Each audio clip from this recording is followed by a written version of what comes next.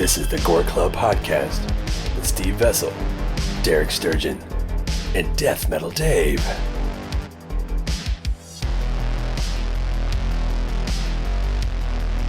How does that make you feel? Indifferent? Indifferent. I guess I was jealous. Well, as a viewer, I had to pause. Oh, okay. I don't know. Oh, man. Jesus, I watched. Are we all still doing these. sound check or what's going on? We're good. Oh, we're recording. We're good. Okay. We're about to go on, or we're already on, but talking about Dave Deep Throating the mic.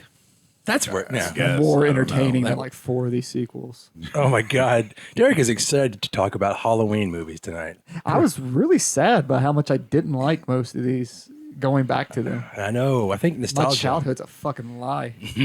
Well, we remember things that we wish we remembered them and go, fuck, that sucked. It's like getting back with an ex.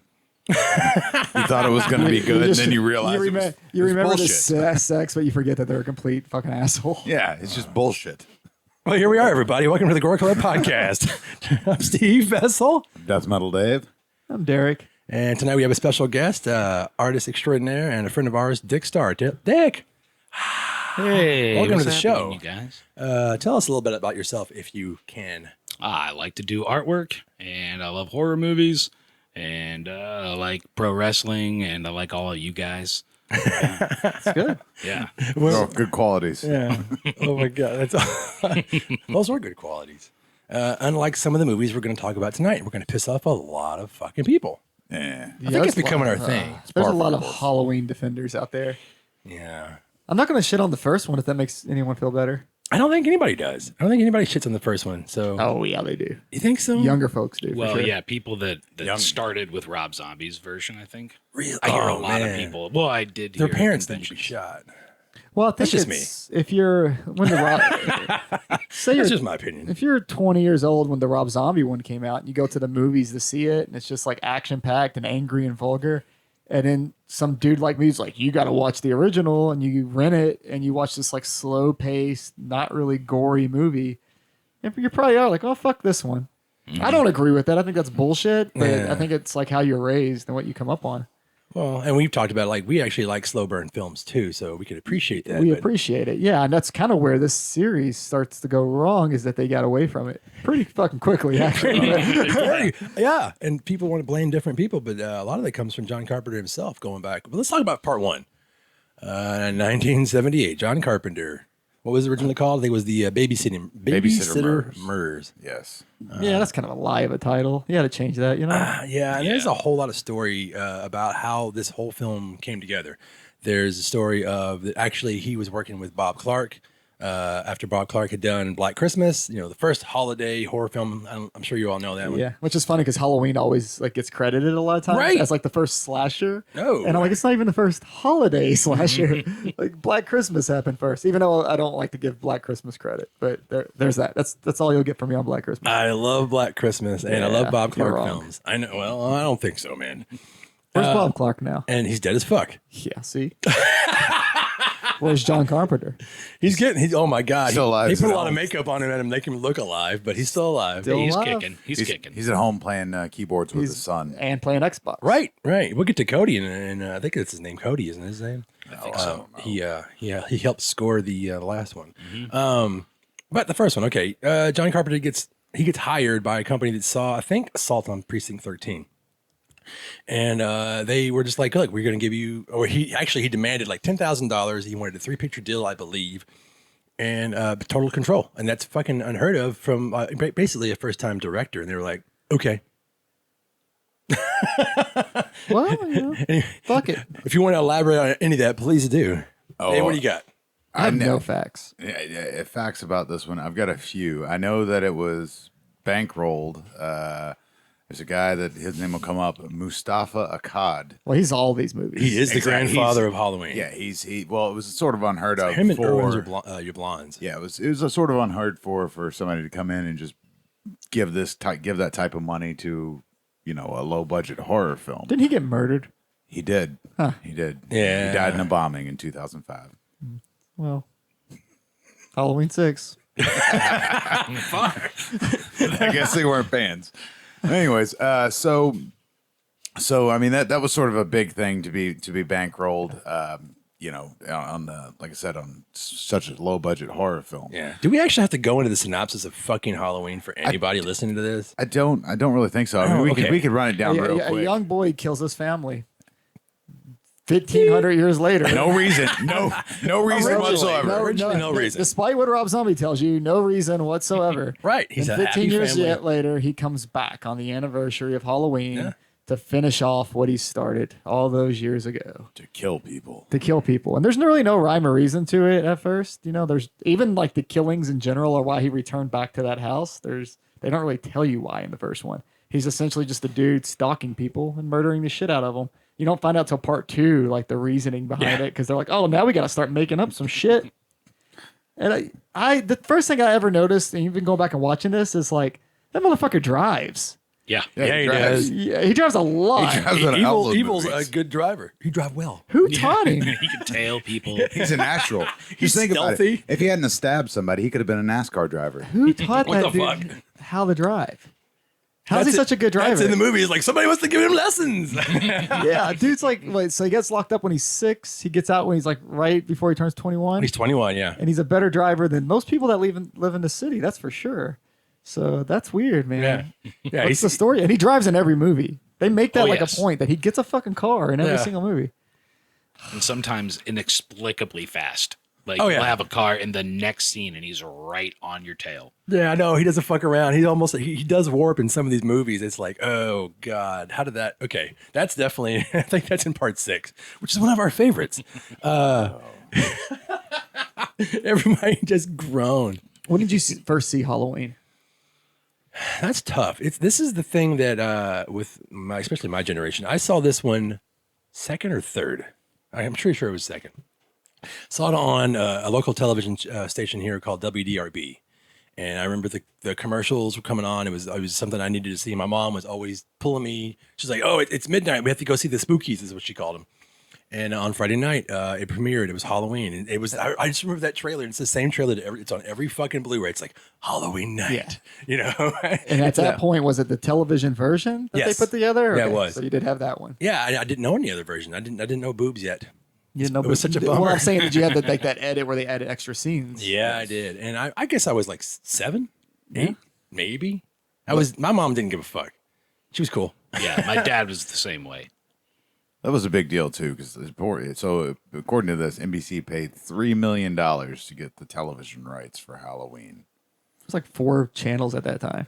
Yeah, there but were. I mean that was 1981. Yeah, $3 I was billion's 81. gotta be- Okay. Yeah. That's a lot of money to be like nobody else can show this, we can show it, and then they added scenes like you were saying to the movie that make it makes sense. I guess. No. Well, okay, to go back what Derek was talking about, the whole point, and John Carpenter always talks about this, even Deborah Hill when she was alive, it was like this. He was just supposed to be the embodiment of evil. That we didn't have a plan like that. There was no foresight. We weren't going, oh, we got this idea. We're going to make a franchise. It's bullshit.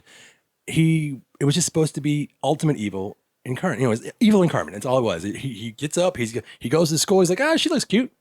She's in my hometown. She went by the house today and dropped off some mail. Good for her. Yeah, you just don't understand why he is the way that he is. That's the thing. He's supposed to be just a kid that snapped one day, and he's waited 15 years to come back and murder the shit out of people. Yeah, he just sat there in silence, plotting all this in his head. Because they always say like he was like the perfect patient. He didn't talk. He was quiet, easy to deal with. Because all he was doing was thinking about the day that he gets out to murder everyone, and no one knows why. Yeah. But suddenly, I'm skipping a little bit telling the story, but Halloween 2 had to give you all these explanations and this bullshit about medical records. So they're like, well, Halloween 1's also going to give you some bullshit if we're doing Halloween 2. So they got the TV cut now that has like the little flashback scenes and all that bullshit. Yeah. And I it's cannot remember the name of the guy who played him, but yeah. They released it on VHS though, like that. the television version? Yeah. Yeah, they put out a DVD set. That Maybe it's the had both of DVD them. set that I'm thinking of. Yeah. Yeah. That was the, I want to say the 25th anniversary, but I could be wrong. So many anniversaries. And we for can't this. talk about Michael Myers without talking about the mask, Yeah. Oh, the Shat mask. the Captain Kirk. I mask. know all that. That you go ahead and rate it off if you got it, buddy. Oh well, it was Tommy Lee Wallace was hired, and basically he tried to come up with they were trying to come up with a look, and he just got a Captain Kirk mask and fucking painted it white. It's like there's a movie that came out that same year with Shatner. It was The Devil's Reign. And he makes that same like face in it. So a lot of people think that the mold for the mask was It is. from that. Yep. It was we kind of touched on that Even film though it's last sold as episode. like a Captain Kirk mask. Yeah, we touched on that on the last episode because Don Post Studios used the life cast from that film to make the Star Trek mask for their Star Trek line, and it looked awful. But yeah, he's kind of even bloated from that movie because he's older. And there's a scene at the end of Devil's Reign where like he has no eyes. William Shatner gets possessed by and he has no eyeballs. It's very like prophecy looking. And once you lose your soul, you lose your eyes, and then they cast his whole face, and then that's the mold they used. Don Post Studios did to make the Star Trek mask, and then Tommy Lee Wallace I think had like 3 choices he brought to John Carpenter, and he's like that one. And he's like, okay, so he ripped off the story. They widen the eyes. Yeah, he cut the eyeballs a little bit out, ripped off the Star Trek burns, and painted it white, man. Well, and if you if you pause that scene with Shatner in that fucking movie, it looks just like the mask. Like it looks like Michael Myers, which Devil's is fucking Reign. crazy because I never noticed that until it was like 3 years ago when I found that out. I'm never gonna watch that whole movie. I've never even heard that. Yeah. And another cool thing about all the Halloween movies are the soundtracks. John Carpenter did the scores for them, and they're very, very iconic. And goddamn Blue Oyster Cult. Fucking A. It's pretty much I think it's the only song in the whole movie that's not there. Of course, not Don't his. Fear the Reaper has to be in fucking everything. Yeah. Well, it Starting wasn't Enter Sandman. Was that not in the first movie? That's part 2, I think, right? at the very end. Mr. Sandman. Mr. Sandman. Yeah. Enter It's Sandman. like, Like I'm pretty sure Metallica? it was Metallica. It's like, shit, I blocked a lot of this out, but I don't remember that. It's like a trauma victim or something. Yeah, that is Before part their 2. time. blackout. That is part 2. But it's the same thing. Like the score themselves. Like it was the story. I forget, an executive saw it on like their test cut, and it was like, this movie fucking sucks. It's not scary. And he's like, you haven't heard it with the music, and it's like, really?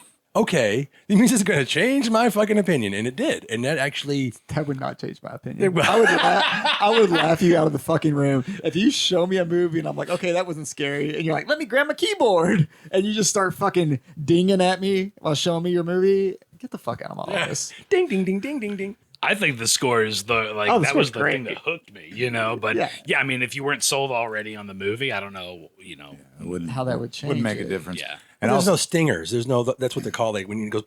All these little like jump scares. None of that was in there. There was no score. There was no sound effects. It was pretty much just a director's rough cut, which I've seen a lot of those. And it's just like you can hear the director talking to people. It's like, how the hell are you going to judge a movie off of that? That Derek and I like. Dave says it sucks because there's no sound effects and music. It's like, just wait, Dave. just wait until you hear it. And he also credited himself as the Bowling Green Philharmonic Orchestra, which is hilarious. Well, he went to school here. His dad, I think, lived in Bowling Green, and it's Smith Grove is right off of right near Bowling Green. Smith Grove is the name of the place where they take Michael Myers a lot. I think he's in the sanitarium there. That's the sanitarium. Yeah, and it's I looked it up. It has a population of like 800 forever.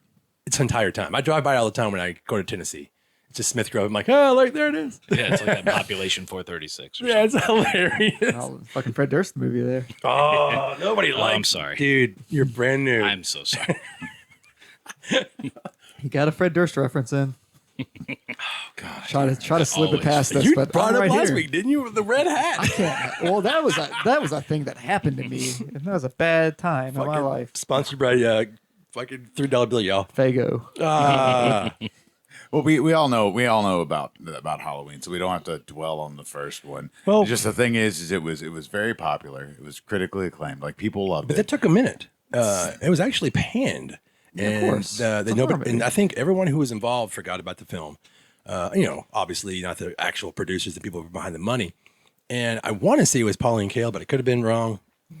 Who basically said, "No, wait a second, go back and look at this movie. It's actually really good. It's very Hitchcockian. The way it's shot, the textures, the colors, and the music, which is like very much like Suspiria. It's like 3 songs chopped up into many scenes in the movie. It's great. It's like the haunted house is the name of the song, and then you've got the shape and shit like that. And then finally, it's just what it is. It's like everybody wants to jump on a bandwagon. They're like, wait a second, you know what? She's right. It's very artistic. And they're not wrong, but why does it take something like that? It's like, this movie sucks. That movie sucks. And then you have to go back and go, I'm sorry. Oh, I was just being flat. I sent my assistant. Nadia actually didn't see the movie. I mean, how does that work? apparently Fuck Hollywood. Roger Ebert liked it, and that motherfucker doesn't like anything. Yeah, I don't like Roger Ebert, so that's okay. I think that was before his time of like shitting on horror though, because that's before like the slasher boom. He was That's still doing when it scripts became for genre films at the time. Right. Beyond the Valley of the Dolls, I think he wrote that. Exploitation films Yeah. and stuff. Yeah. Yeah, he didn't become like a real turd until the mid '80s. Chicago, yeah, he went to. But he had a gimmick to follow. He knew his audience and he knew what he should do. I wouldn't praise those fucking movies either if I was Roger Ebert. You horror nerds are going to give Roger Ebert money. Yeah. Fuck, you care what you think? And we've talked about that. Like people who don't like these kind of movies probably shouldn't review them. Just don't. I don't want to hear your fucking bullshit. Yeah, but he wants your opinion. Aunt Brenda to clap for him because it justifies her hatred for them, and that's his audience. It's a gimmick. He probably sits at home and jerks off to him. I mean, not anymore. Wow, well, not anymore. He probably used. I was gonna say he used to Richard gum him, but Richard that's fucking Roper probably does. Is he still alive?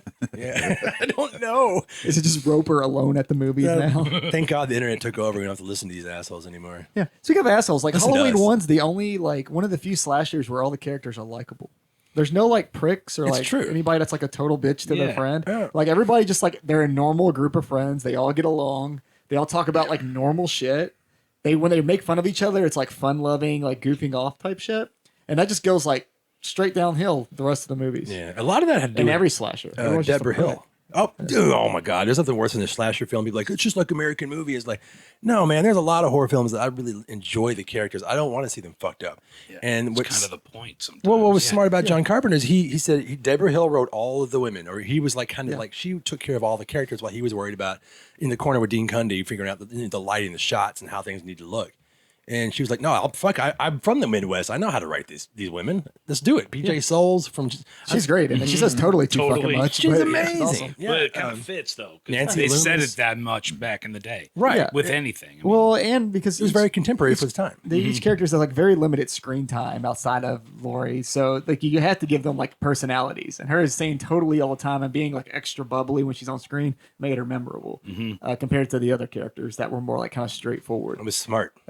But I liked it. I mean, there was no like just like straight up like prick characters. Even the dudes, like the dudes weren't like extra rapey like they always are in slasher movies. They was all in like kind of normal fucking relationships. The women are in charge. The women are like, "No, I'm going to Yeah. get fucked tonight. Fuck you. Go get me a beer." But you know all that kind of shit. That's great. You don't see that, and you didn't really No, see it. you don't see it in the since. sequels. No, The you sequels, don't. you get, as soon as you get into part 2, it's the hospital and it's like scumbags and hey baby, meet me in a spa. Oh, Amazing Grace, sit on my face. Yeah. yeah, groping somebody in a hospital bed and You curse too much, dude. I fucking curse or whatever. Fucking shut up, dude. yeah, you're just waiting for him to get killed.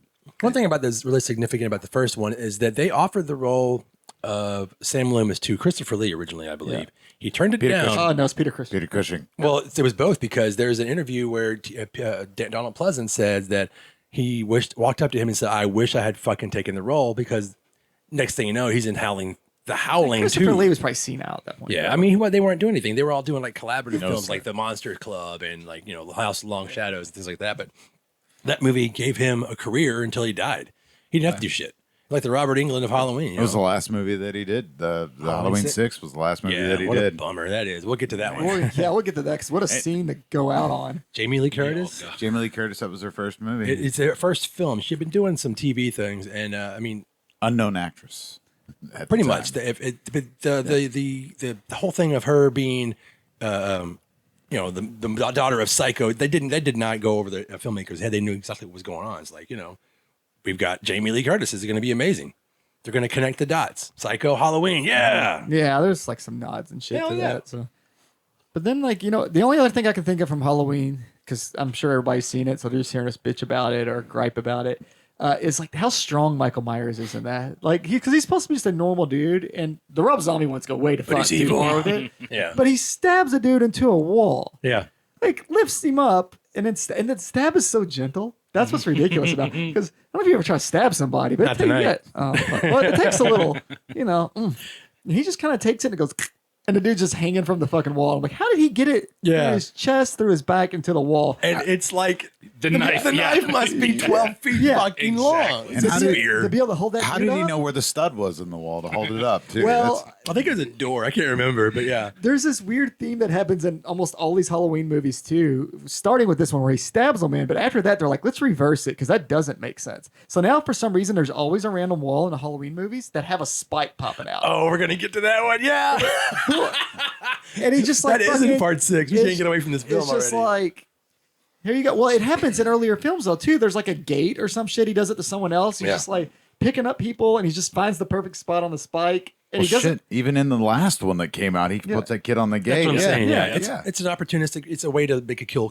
kill. It's like, oh, I gotta write kills. That's But his how go-to move. strong is this motherfucker to not look like he's using any energy? Because it's always so gentle. It's always like, and you're dead. Yeah, he's very graceful The slow until motion. like the Rob For Zombie. those that are just listening, I just did a slow motion thing with my hands. he did. It was very. It's very sensual. It was totally Soft not for caress. a podcast. It was bad to shit. do. I mean, where were you all at when you first saw the first one? Or like me, I saw them retroactively. Video store. You saw it at the video I store. rented it from a video store and I took it home and I watched it. And that's what it had. It was like fucking 89, 90 or something like that. Oh, so it wasn't like something important. It was just like, a stack of movies. It was a picture on the box, like the Cool. pumpkin head from the poster. You Yeah. know, I just thought it looked cool. Yeah, see, I'm younger than you guys, so TV. Oh yeah. So, and honestly, like because I'm not one of those horror fans that tries to go back and change history of how I saw things, like a lot of you fuckers listening sure do. I thought Halloween 2 was Halloween 1 for the longest time. Like, I thought it was all just a movie because I watched it on like USA or TNT, or I get USA too many plugs. Give me some fucking It might money. be TBS actually. TV. Yeah, but they came on all the time and they were almost always back to back. It was that I- trailer of him coming down the stairs. Halloween 2. But I never knew they were different movies, to be honest with you. Like, I would just think, like, I left the room too early. Oh, now they're in the hospital. Because when I was young, that's just all ran together for me. And it was like the Friday the 13th did it, but they split it up because there's always different characters, but they take place over like a 3-day period. Mm-hmm. Whereas Halloween's like, that's all one story. I mean, you could really just cut those two movies together probably. So as a kid, like, I couldn't tell the difference. I probably didn't know there was a difference between them until I was like in 6th grade. And I've probably seen them at that point 10 or 20 times on TV. But now I'm like, fuck part 2. Damn. Actually, I don't hate part 2. I think it gets shit on a little too much. But Yeah, I saw it as a kid. My dad, I was born like 3 days before the movie came out, I believe. And so my dad would always remind me of that. Like, well, I couldn't go see it because I was in the hospital with your mom when, you were being born. Oh, he just shit on you that way. Well, no, yeah, he would tell me It's all that, your and then fault, no. Dick. He just That's why he he named you reminded me, Dick. like, that this came out around your birthday, and I was like, oh, cool. And then I saw it when I was like 5, but he also took me to see Maximum Overdrive in the theater right. when I was 5. So Holy shit. yeah, I mean, awesome. Yeah, he got in trouble for showing a lot of movies to me, like American Werewolf in London and stuff like that at 5 or 6. Wow. But yeah, so it's always been a staple since I was a kid. Like the music, the mask, it's like a movie I could fall asleep to. It's probably like my grandparents, Matlock. That's way better than The Matlock. Matlock of our generation. Well, I guess we'll move on to part 2, man. part 2, Directed by Rick Rosenthal. I like this one for the most part. But man, like some of the shit in it just makes me laugh. Like there's like pretty early on in the beginning, like because they're taking off where like part 1 leaves off. So Donald Pleasant's character, Dr. Loomis, is like outside, like still like looking for Michael because Michael's missing. And his neighbor just comes out. He's like, "What's going on, man?" He's like, "A trick or treating to death tonight? What's going on?" And Dr. Loomis, in like the most like serious way, goes, "You don't know what death is." And I'm like, I would be so confused if that happened to me. Some old man just yells that. Like, you didn't tell me anything. You just yelled, "You don't know what death is," in the most angry fucking voice. Yeah. And right there, I was like, man, he's such a fucking prick. And if you watch how he runs in it, he cartoon runs a lot. Like he'll go and he jerks his head back. Like if you hit like the held down the button like on a video game to run, that's how Loomis runs. Just jerks back. It's super cartoony, but that line just kills me every fucking time. And I forgot about it until I rewatched it recently. And it's, "You don't know what death is." Like in his head, he's like, "Got him." I remember the most is him keep saying that he shot him 6 times. I'm like, 7. He shot him 7 times, dude. Yeah, it's 7 fucking times. wow. He shoots him 7 times in the movie because it's like in the original film he shot him 6 times, but in the part 2 for some reason there's an extra gunshot. It's Okay. great. That's so Maybe funny. it's like weird editing or some shit. Well, it's like they went back and refilmed it, and you can literally watch him walk up the ramp to the top of the banister and then fall over. It's really strange. And then I know they refilmed a couple of things. I don't know if it's alternate shots or what. I cannot remember. But when he goes outside and says that scene, it's like, yeah, dude, the neighbor you're talking about is like, yeah, you remember the girl that was screaming and knocking on your fucking door 5 seconds ago trying to get in? That's what he's pissed off about, because now they're like, that the motherfucker got away because all you maybe could have helped her stop this whole He's fucking probably thing. watching TV. If you come to my door screaming, you're not getting in my house. I'm gonna turn on my little Ring camera and I'm gonna watch your ass screaming. And if I see the killer coming, I'm gonna do the little intercom, be like, hey, he's behind you. The video's like, sorry. And just turn off your lights. I'm Nobody's watching home. the neighbors never die if they just stay the fuck out of it most of the time. Some old bitches in the garage or whatever get killed, but it's fine. Yeah, but you notice all this like technical stuff, which is good. I notice like just shit I just want to bitch about all the time. Like the start with when the girls are leaving and the girl's just like, "Can I get a ride home?" And she's like, "They're gonna kill me. It's 5 minutes to your house and then 5 minutes to work." I'm like, "It's just 10 minutes." Like, what do you mean? He's gonna kill you over 10 minutes. Yeah, or she does get in trouble, but yeah. Yeah. Oh my God. Well, that's bullshit. You need to And, talk to your boss about that. Don't And be Nick- mean to your friend. We barely talked about it. We didn't talk about it at all, actually. Nick Castle being the Shape in the first film. It's very iconic. And There's like 8 people that are Michael Myers, but Nick Castle is the one that matters. Deborah Hill is the hand. Tommy Lee Wallace, who's also production designer and directed part 3, is the closet Michael Myers. I think maybe the hallway one. And then, of course, Tony Moran is the face. There's a rumor that John Carpenter at some point Well, is part of it. wasn't Deborah Hill also the across the street, like the shadow, when they had to do that pickup shot? Or Oh, nice. I didn't there know was that. like some extra shot. Yeah, that they there's that didn't pickup get. shot there. Yeah, he's played like by 10 people. But there's a rumor for Carpenter at one of the spots, and Oh, there's a shit. dog train. When he kills the dog, it's actually the dog, like a dog trainer that does it. It's not any of else they use. They use Wow, like sense, yeah. too. I mean, that totally makes sense. So there's a ton. I of wouldn't them. want anybody to like, oh, I'm a stunt man. Like, no, you're not. Yeah, there's like You don't a. even do your Jim Winburn does the stunts. It's like, no, you're not Nick Castle.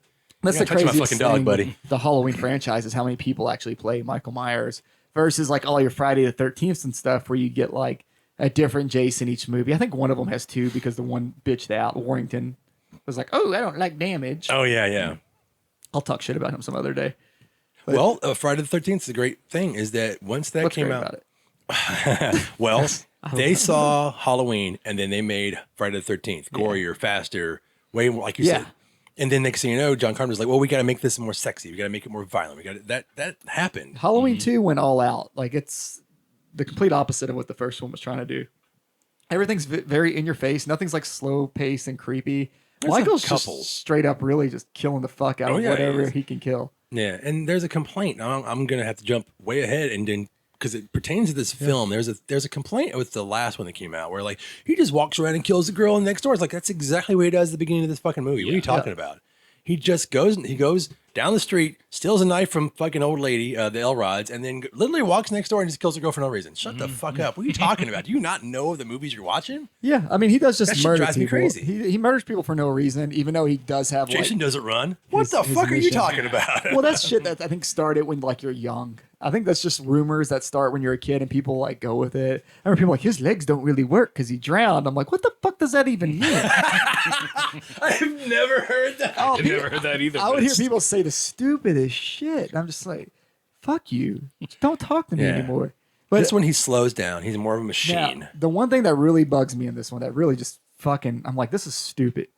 When that cop car just straight up runs over the fake Michael Myers. Oh yeah, Ben Tramer. And then acts like he's just like, I didn't see him. Like, what the fuck were you doing? Because he didn't do it because he thought it was Michael Myers. He did because he didn't see him. Right. But there's like a giant fucking vehicle right there too that you hit. Right. So like, what the fuck were you doing? I don't Texting know. wasn't out yet. So what's the excuse? and why did There that was a dude- hot mom Why did that trick-or-treating his dude have a kids. Michael Myers mask? You can explain that the mask is sold at stores, right? Yeah. You can't explain to me that he chose the same jumpsuit to go with it Yeah. for a character that doesn't exist. True. And I think that's the character that is supposed to ask out Laurie in the first film. It's just like one of those things. Just like a quick Ben like- Tramer, that's that, Ben Tramer is supposed to take Laurie out in the first film, whatever. But yeah, that's the guy that gets killed. Yeah, I and you're hate right this. because Loomis is like trying to shoot the guy. Yeah. He might be Yeah. fucking Michael Yeah. Myers, Exactly. Some random kid. and he's running away. But Does Loomis that is- pertain to 2020 or what? Loomis starts to lose it like over the course Oh, of well, this the is one film night series. still. Yeah. But He by becomes a Loomis, logic there. No one should be dressed like that because it doesn't exist. Right. I mean, a dude's wearing like a fucking janitor outfit or whatever, mechanic outfit, Yeah. and a random Shatner mask. Why would some other dude put that same combo together? Yeah. Like, there's no chance of that happening. It's the for same real. colors almost. Yeah. It's not like there's some movie out where this character exists. They should have made that up, and then it'd be like, okay, that makes sense. There's a dude wearing it. I Or don't know. later Shock movies. value. Yeah. Oh my God, is he dead or is he not dead? The person who actually, the cop who ran into him was actually the guy who plays Michael Myers in the whole film, Dick Warlock. Oh, really? Yeah. Okay. Who? Yeah. I didn't see him. I'll talk about Dick for a second. Dick, the story from Death Proof that Kurt Russell tells about himself about being, God damn it, the guy from Spencer for Hire that he's talking about. Oh, I can't remember his name all of a sudden, which is funny because he's also the real guy is connected to Halloween 4. But the story he tells is a story that's true about Dick Warlock and Kurt Russell. Kurt Russell had a stunt double for most of his adult career, and it was with Dick Warlock. And any TV show he was on, Dick Warlock. Okay. Escape from New York. Dick Warlock was the stunt coordinator, was his stunt double all the way up until That's a cool name too. Yeah, Dick. Yeah. Dick fucking Warlock. Yeah. Come on, man. That's a goddamn album cover right there. I want to play in that fucking band. But that's weird because I remember when I heard that story in Death Proof, I was like, he's talking about Dick Warlock. That's fucking awesome. Okay, so that's all I got. That's dope. Oh, he's got tons of credits, and he was in a Oh, he's Friday. amazing. Yeah, he was in a Friday the 13th movie too. So do you like Halloween Part too? 5, I think. Yes. Are we in agreement that does everybody like Halloween too, or is that kind of? I still consider it a decent one. Like Okay, that cool. that I consider the first two movies Yeah. just a solid throw them on one after another, and it's a good Halloween John Carpenter experience. Yeah. Like that's my ultimate Michael Myers. I think it's I think it's a solid sequel. It's one of those sequels where it makes sense because it's the same. It starts right there. Yeah, you just have I to. really appreciated that as a kid. I like part 2. You got to turn your brain off a little more for part 2. I think yeah. that's with horror fans anyway. I know, but this is Halloween, which and I'll get into this like later too. Halloween always tries to be smarter than what it is. And that's why there's so many different storylines, like timelines and shit for it. It's because they can never accept that it's just going to be dumb and stupid and a slasher. They always have to be like, no, this is why everything's happening. And that's where they fuck themselves all the time. It's 'cause like they're Saw. trying to compete with John Carpenter's creation, and they're like, well, let's make it smart. they try really hard to be set in reality all the time. Whereas other slashers, like Nightmare on Elm Street, even, Texas Chainsaw Massacre, or even Friday the 13th. 13th. Yeah. Juice Michael Myers is a zombie. Yeah. The fuck he's not. Yeah, they don't have to give you like example, just like, hey, there's lightning striking him or whatever. That's what Jason does. Fucking let lightning strike the motherfucker every now and then. It's so good. Part 6 is so good. Friday the 13th. I'm sorry. Yes. The ending to part 2 is pretty bad. Like that last scene where he gets, for one, like I'm not a This- fan of the scalpel. this girl by that's the way, supposed at to be all. what Jamie Lee Curtis supposed to be what, like 17, Yeah. and point blank, both eyes, boom, boom. Perfect. She had the best aim in the first one too, when she undoes a warped out, hanger, The and hanger. she gets him right in the Stabs eyeball. Tommy Wallace in the eyes. Yeah. Gotta then- be kidding me. And And drops the then knife. the sacrifice, the whole Loomis is going to kill himself to save the world or whatever. That doesn't really make sense to do. He could have got the fuck out of there because Michael's fucked. And it's like Looney Tunes when this happens because Michael's like, like swinging his arms and shit around. Like I'm so a glad you're talking moron. about this because it's a really weird ending. Yeah. If you're going to be honest about Yeah. it, The like, really, I'm going to put my hand on my forehead Yeah. and swing at the air. Yeah. That's what I'm going to do with the villain Yeah. of this fucking movie. But you don't hear the And I'm- whimpering. You hear the I hissing hear the behind gas. you. It's No, like, yeah. what? and the fact that in every other movie after this and everything before this, like anytime he's dazed, hurt, can't see, fucking hanging from something, he finds a way out. Like he's always like a solid thinker with that shit, right? He always finds a way to get off or stab the shit out of you. But in this one, all of a sudden, he's just fucking full blown like, what the fuck's happening? I'm swinging like an idiot. There's a snake over here. I'm going to swing at it. There's a snake over there. I'm going to swing at As it. bad as that scene is, when that camera pans out and you're watching him just fucking melt, and then Mr. Sandman plays, that's fucking brilliant. It's a brilliant. Yeah, That's final. an ending. That's a fucking ending, and it should have been over right there. It was supposed to be over. That Yeah. should have been like, It was supposed to We're be. It done. was Yeah. in John Carpenter's mind. He said it several times. Like, what happened at the end of that? Why did they go on? He's Yeah. like, they're just fucking dead. well, in John Carpenter's mind, part 1 was supposed to be over. It was over, and he got mad. Like, you go ahead, Dave. You brought it up early before we got on the podcast. That the original Halloween series was supposed to be a series of different movies, different ideas, and part 1 did so well. I mean, John Carpenter didn't even want to direct the second one, but they were going to do it without him. And they offered it to Tommy Lee Wallace, and he's like, "Fuck!" He hated the script, so he didn't do it. So Well, he was making The Fog, and then I think they hired Rick Rosenthal to direct part 2. yes, So yeah, but him and Deborah Hill pretty much had their hands all over it, like Poltergeist and Toby Hooper and Carry On. right. So the original idea was, all right, well, we'll do this last movie about Michael Myers, but then after that, it's going to be something different. And then you come into Halloween 3, which is the most, I think it's the most polarizing movie of the series because people either love it or they fucking hate it. There's Well- no middle ground. Nobody's like, it was all right. Yeah, definitely. Well, let's hang out lost just for a second and talk about Halloween 2 just for a little bit longer, because the things that made Halloween 2 stand in people's minds are how Dick Warlock acted completely differently, whether you realize it or not, but he did, from Nick Castle. Nick Castle was running. He comes down the steps. He's jogging down the steps. All the things that you don't seem to remember. He's not graceful. He's driving. I remember the scene when he's following Tommy by the school, and he's just barely got his hands on the wheel. I'm like, he's just an elegant little driver guy. None of that shit. Like if it's Don Shanks from part 5 or whatever, he's gonna grip it like a bodybuilder. And it's like that's not how Nick Castle approached the role. The only thing that made it kind of weird was the when you first see him rise up next to the closet and she's in front of in the doorway. It's like a very, very articulate way of him doing it. And then from then on, the whole character was just different. And then after he gets shot, it's like he's pretty much got killed and comes back as a totally different kind of character in a way. Because I see. he shot him 7 times. Yeah. Not 6. And he falls from the balcony and wakes up anew. Right. And Dick Warlock totally changed the whole way that looked. The mask looked differently. Everything was just different for the second one, besides like the things that we pointed out. A lot of things don't make sense. It's fine. Like if it wasn't for Dick Warlock's son who plays the little kid with the boombox, happens to walk by Michael Myers, and they have it on the radio saying where Jamie Lee Curtis is being put in the hospital. Mike's like, "Oh, I gotta take a left." That's pretty much what happened. He's really good at finding people throughout this whole series too, like in the most awkward ways possible. Oh, but there's also that really bad reveal when like Loomis is in the car, the cops driving the car because Loomis isn't allowed to be here anymore. For some reason, the governor's like, Loomis can't be here anymore. Get them the fuck out of the city. Get the sheriff and get him out, right? Yeah. And he's in the back seat, and this lady's just like, there's a secret file on Michael Myers that no one knows about. Right, we should touch Not upon even that, you. yeah. And he's like, what? I know everything about Michael Myers. You don't know shit, bitch. I mean, it's pretty much what he's saying. He's a fucking dick. And then He's she's just like, passionate. and then finally, like, he angers his way into the information because she's like, oh, fuck you. Now I'm going to put the cards on the table, bitch. And he's like, what? I can't believe that news, which is that Laurie Strode is Michael's sister. Right. And it's like this bullshit explanation of why they had to hide this file and all this shit. He killed one 15 years ago. Now he's trying to kill the other.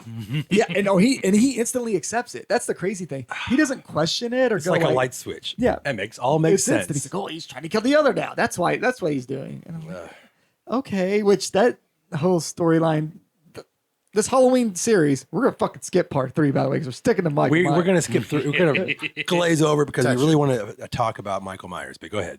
But the whole series, that the concept becomes that he wants to kill all of his family members. He wants the end of his bloodline is the point of like this whole fucking movie series. And they make it more complicated. And they make it on. more and more complicated. But this is the start of it. This is the start of making things way more complicated than they need to be. Yeah, just slightly. By and then it gets revealing worse. that it's his sister. And that's why later on, in which we're not really going to talk about this one because it's outside of this realm of this initial like Michael Myers films in this universe, in this fucking timeline. Kind of canon. Yeah.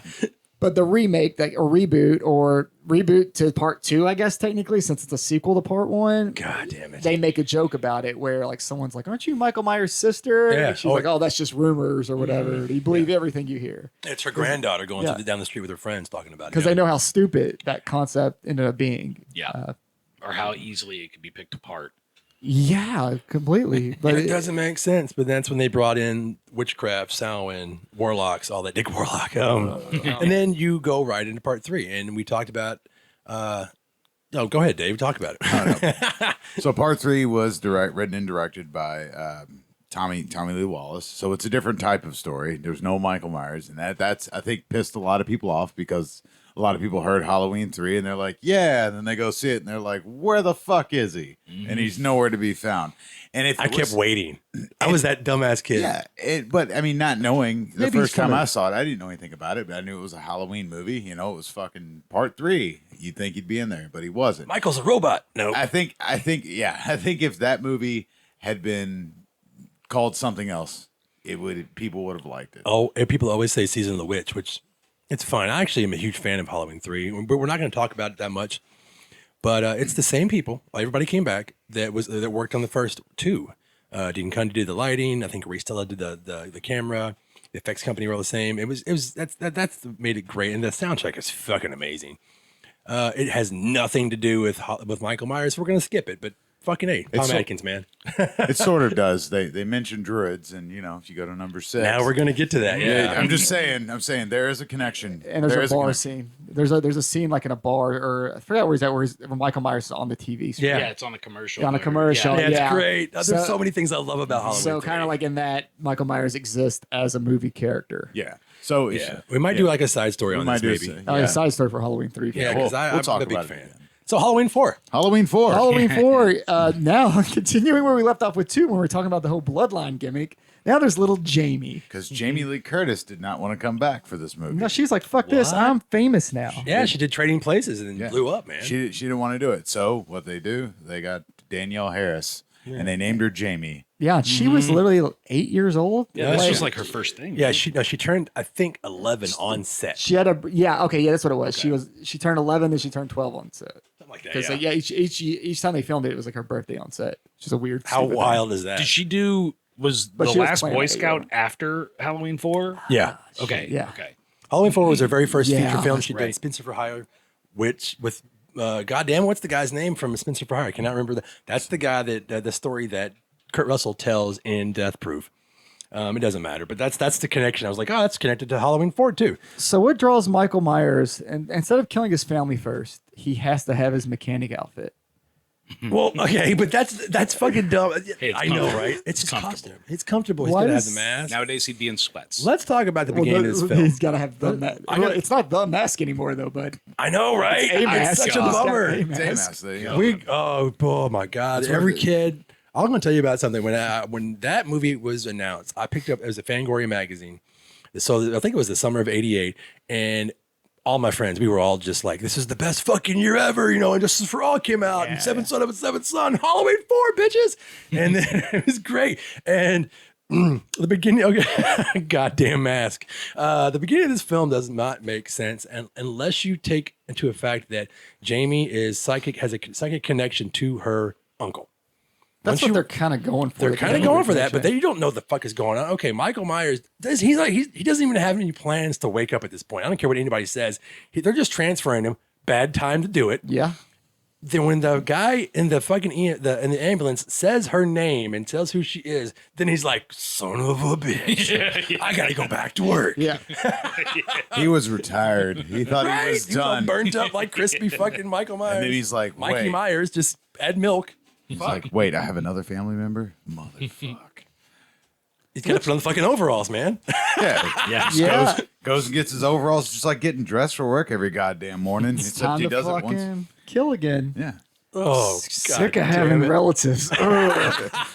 I mean, it's understandable. If you go to some family functions, I get it. Well, at the beginning of the film, she has no idea he's escaped. She has no idea what mask he's going to get if he gets a mask. She has no idea that like she has this whole dream sequence where she sees the fucking ambulance, which has not even been announced that he's like, what the fuck is going on? And then she has the whole nightmare sequence in her bedroom, which is all part of the same scene that she knows what he looks like. And I was like, what the fuck is going on? Mm-hmm. This one, man, I think it's. I mean, it was a cool little It's beginning. the last but it makes one. no sense. Yeah, it's the last one that I kind of like, that I can get through, I guess, but it's not good. Like and I watched this one with my kids. See, I really like it, And- but go ahead, man. And my Damn. kids were just even like, "What the fuck?" And they didn't say "what the fuck," but I could tell they were thinking like, "What the fuck?" Daddy would have karate Because they've chopped him. seen 1 and 2, and they've never seen these sequels. Like after that, so watching 4, I think they were just like the ending got them. They were shook by the ending. Yeah. But then we watched 5 right after, so it just ruined that fucking ending because you kind of just throw that right in the trash. Oh, with yeah. part 5. They do that a lot in this series. Yeah, that was in the book actually, And, I knew it was going to happen, but I waited for the beginning of part 5 because it's the end of the book that I read. They made No. a book out of that. Yeah, I've got every one of those damn things, man. No. Novelization out of- Several books, Yeah, comic there was books. there was a novelization of each one of them, I think. The thing I with forgot there's a Halloween number 1 comic book up there. Fuck, I forgot I had that. you fucking dorks. Yeah. This one, Loomis starts getting really batty in this one. This is where Loomis really starts to go over the edge. Wouldn't you? He's kind of the Way. town crazy man. He's got to go back to work Which- too. Well, the thing is, though, he becomes kind of the village crazy guy, right? Everybody's just like, get the fuck away from me. Don't want to talk to this dude. He's out of his mind. He's obsessed with Michael Myers. We're sick of this dude's shit. But then he meets the village drunk. And when he gets in the truck with that reverend, Oh, I love that Yeah, scene. that's one of my favorite so scenes much. in the whole franchise. That's the same guy from Pee-wee's Big Adventure in the fucking Yeah. in the rail card. because when he's The rail talking, yard, the cart, you know, whatever. he's talking crazy about like what you're looking for, your search for 30 years and all this shit. And Loomis comes to this weird realization that he is that guy. Like, I've become that crazy guy. Yeah. Like, you could just see it in his eyes. Yeah, it's And not it- religion. yeah. It's just I'm insane. I'm Then insane. they share the drink. Yeah. He's like, I'm chasing the same crazy shit as You're you. chasing, man. ain't you? Oh, I love that scene so much. And it's brilliant, but it's kind of, it gets overlooked because this movie's not the best and not a lot of people want to go It was back written to in it, but- 11 days. In 11 days? This movie was written in 11 days It from the shows. idea that they told. It was what I think was great is it was a black script writer, and I've got his name up on the board up there. And goddamn it, I hope somebody finds it. If not, it's awesome. But fantastic script. And if you think about it in those terms, 11 days. Yeah. Fuck yeah, man. I like how the town gets sick of it. So all like the hillbillies get together and like, we're gonna fucking kill that motherfucker. I love that. Like, Well, because that feels real now, especially. yeah, you know? yeah. But at least in this case, it's like for the good. Right, It's right, one right. of those, yeah. you know, not what it is now, But where it's it's still like careless fucking and malicious and reckless. shit. Right. And Yeah. the guy who owns the bar, the guy who's like kind of in charge of that mob, they don't really specify who it was, but apparently Michael had killed one of his son in one of the first 2 films. And they don't really, I don't think I even looked that up. Yeah, they mention it to him. Like when they're outside, like they're all together, they make him. Yeah, he's not fucking around. He killed. Blah, blah, blah. The phone at the cop station doesn't just ring or whatever. the fuck. Like the cop that ran over his son's like, yeah, Michael did it. Oh shit! That was totally Michael Myers. Yeah. Michael Myers totally fucking killed you. God damn it! He killed him and he dressed him like this. Oh my god! It was the cop. Well, they both burned, so who knows? The fucking cop giving a speech is like, yeah, Michael Myers did it, motherfucker. He's been killing That memorial got really weird. And real quick, it was Alan B. McElroy. Yeah, who was fantastic. who was the writer. He also wrote Spawn, the movie, Yeah, and the TV show. and the TV show. Yeah, he was also a writer for that. So he's hit or miss. Yeah, he's like spun the. He also spawned the he also movie did was the- probably neutered. You know, He also- his script. He also did the Left Behind movie. So Oh, Kirk Cameron, motherfuckers. and wrong turn. How There's about nothing. that? The scariest thing we've brought up today is Kirk Cameron. Oh my Wrong god! turn and then left behind. You said. Yeah. Wrong Turn, Left Behind. I think he did Paychecks. Star Trek, the new Star Trek TV show. Thanks for reminding me, Dave. Yeah, I've kind of followed his career because I was however old I was like, oh, it's a black dude wrote this. It's fucking cool because that was really weird, sad but weird in like 1988. Especially for the genre. Yeah, it was cool. I was like, what the fuck? That's awesome. So that's that's a big deal to me. Who paid for that mirror that Jamie Lloyd breaks in the fucking store? I don't know. They just smash a fucking big ass mirror and Yeah. everybody's just like, well, that's fine. Yeah, just because she was like freaking out. Yeah. Oh, she has issues. We'll Like, sweep that up. There's no way. Someone Do me had a to pay for favor. that. Can you take your kid into a store and just have him freak out and break Fuck a mirror no. and see what happens? Dude, I see how people look at my kid if his hand comes near shit or in stores. Like, they want to cut his fucking hand. And he doesn't touch, he's a good kid. He doesn't touch shit. But every now and then he'll try to point at something. And you can see like managers and shit just like, don't you fucking put booger hands on my shit. I used to be that manager, so it's fine. The cast in this film is really good. I was really happy. The Bo Star who plays Bo-Star. Yeah, I mean he's one of those heavyweight actors that you kind of lost in the late '90s. He plays Sheriff Jesus Christ. I can't think of his name. all of a sudden. Sheriff Jesus Christ. Yeah. I have all the power. Jesus Christ. Sheriff Ben Meeker. Ben Meeker, yeah, and Kathleen Kinmont, who's also the bride of Reanimator, is his daughter, who seduces Sasha Jensen away from Ellie Cornell. Yeah, Sasha Jensen plays Brady, who Yeah. works in that store. So he probably got fucked and had to pay for the mirror, which is why he cheated on her probably. Can't go trick or treating Like, with you tonight. if I'm gonna pay for this mirror, I'm fucking this girl that works here. Then that's a fair deal. Oh my god. You bring your little fucking kid in here, she smashes everything. I make minimum wage. There's like 2 paychecks are gone for a fucking mirror and bad luck. I'm getting laid. I'm banging somebody. I'm banging, yeah. You fucked me. I'm gonna fuck you. And that's a That's great correct. scene is when they're fucking in front of the fireplace. She's like, and you see a headlight. She's like, it's my dad. He's like, your dad? Your dad's the fucking sheriff. And he's Yeah. just outside and we're butt naked. That was another funny thing about the first movie was growing up, I never realized like how dumb of a cop or how oblivious of a cop that father was when they pull up smoking weed. Yeah. And she's like, "Oh, sorry. Hey, what's up, Dad?" You know, and like he has no clue, doesn't smell anything, and she's like basically still holding it. Oh yeah. Oh no. Barney Fife. Charles Cyphers knew. He was like, again, you get that from your fucking mom. Kill Alex. You're smoking your mom's weed. All these movies are blurring together. This is the one where the father, the cop, comes home and boards up the door. Yeah, he plays. Bostar plays the Sheriff Meeker, and he does it really convincingly. He's one of my favorite characters in the film, whether you like the film or not. But I really appreciate Dwight Little trying to recreate a lot of the sense and like the mood of the first film. There's some really goofball shit like Derek talked about. There's the scene where Michael Myers' mask. Let's get to the mask, okay? No one could wait. Like they couldn't wait. It's on every fucking box we've got in front of us, even part 5.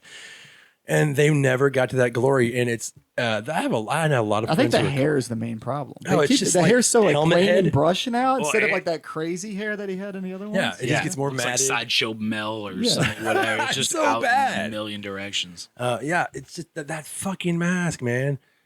Sorry, really fucked I just up. zoned out. I know, and it's like the covers always look good. Yeah, they mislead you by showing you the classic mask, and then What they a show great up painting. with some knockoff garbage. Oh man, I still have posters of that hanging because I grew up seeing that image and just being like, yeah, dude, Michael Myers. But then you throw on the movie and it's immediately removed. You're just like, geez. He looks like he's scared himself. He's like, And, I'm going to come get you. Oh, they get progressively worse. Just looking Oh, in part mirrors. 5 is the worst. and part 5 is the start. Part 4 is the start of the trilogy with you get Return, Revenge, and then Curse. Yeah. Pink Panther also has a trilogy. Return, Revenge, and then Curse. That is correct. And, So and it's that kinda one funny. just happened. I don't know if that So was it's the Pink planned. Panther trilogy, I don't know if really. it was planned because if you look at the production diaries, and I've got a couple of scripts and things, Yeah. they're all different names. Like Yeah. I remember one time part 6 was like Curse 666 or some Origin. bullshit. It was 666. The origins. Oh, yeah, I of remember Myers. seeing that. Oh my the trailers God. that would Yeah. But So all that kind of stuff. the reason why they called it Return too is so people would realize that Michael not fucking Myers is around. going to be in this one. Yeah. He's a Don't Jedi. worry. Well, There's going to be masks, but it's only going to be him. to bring up Mustafa again, the guy who he consolidated all the powers. He's like, he bought all the rights from everybody who was involved. He's like, no. I'm going to make the Michael Myers movies everyone wants because part 3, we spent so much money on it. Nobody wanted to go see it, even though it's a decent film. This is the one that was going to bring everybody to the theaters, and it did.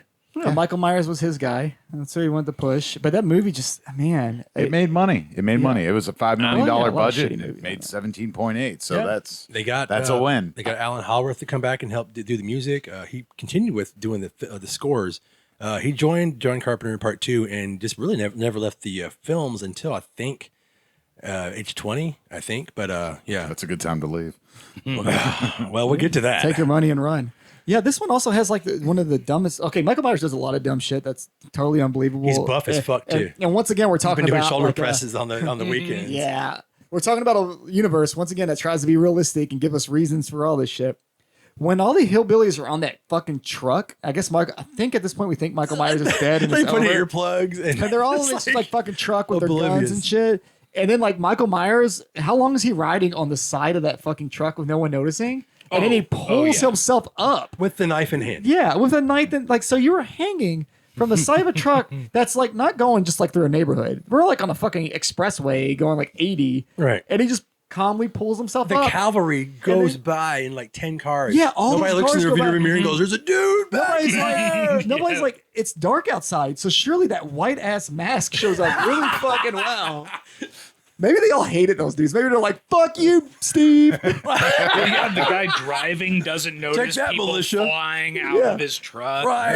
Oh, it's so great. They've been drinking all night. We're talking It's about fine. the ending of part 4, leading up to the end. Yeah, But, leading up to the end. I'm gonna jump. Yeah, well, that reminds me. That oh my god, that scene is so funny. And I know they hit the big deep fog, and I guess that was supposed to help mask him beating the fuck out of He's everybody. hanging on the side of a I know, truck. What's I he know. holding on to? I don't Because you know. never see his hands nowhere to be found on the top of the truck until he's actually pulling himself Yeah. up. Is he fucking Spider-Man? I don't know. He's like suction cup hands, It's like just- a fucking Chucky doll. On the side of him. I don't know. Like You didn't what? see the suction cups on his knee. Uh, That's why he always needs those. Maybe it's like one of those Velcro like jumping suits you see. That's what. That's why Oh, he I always always gets wanted those one of suits. those. Maybe he's like the That's fucking. why he always he's- goes for those. He's like the fucking James Bond of horror films, right? He yeah. just has all these He can gadgets drive, we yeah. don't see. He can Yeah, drive. he learned it from Donald Pleasance, who Oh, was a shit. villain in James Bond movies. Yeah. Maybe that's what happened. He's like, I want to drive that truck, motherfuckers. Oh my god.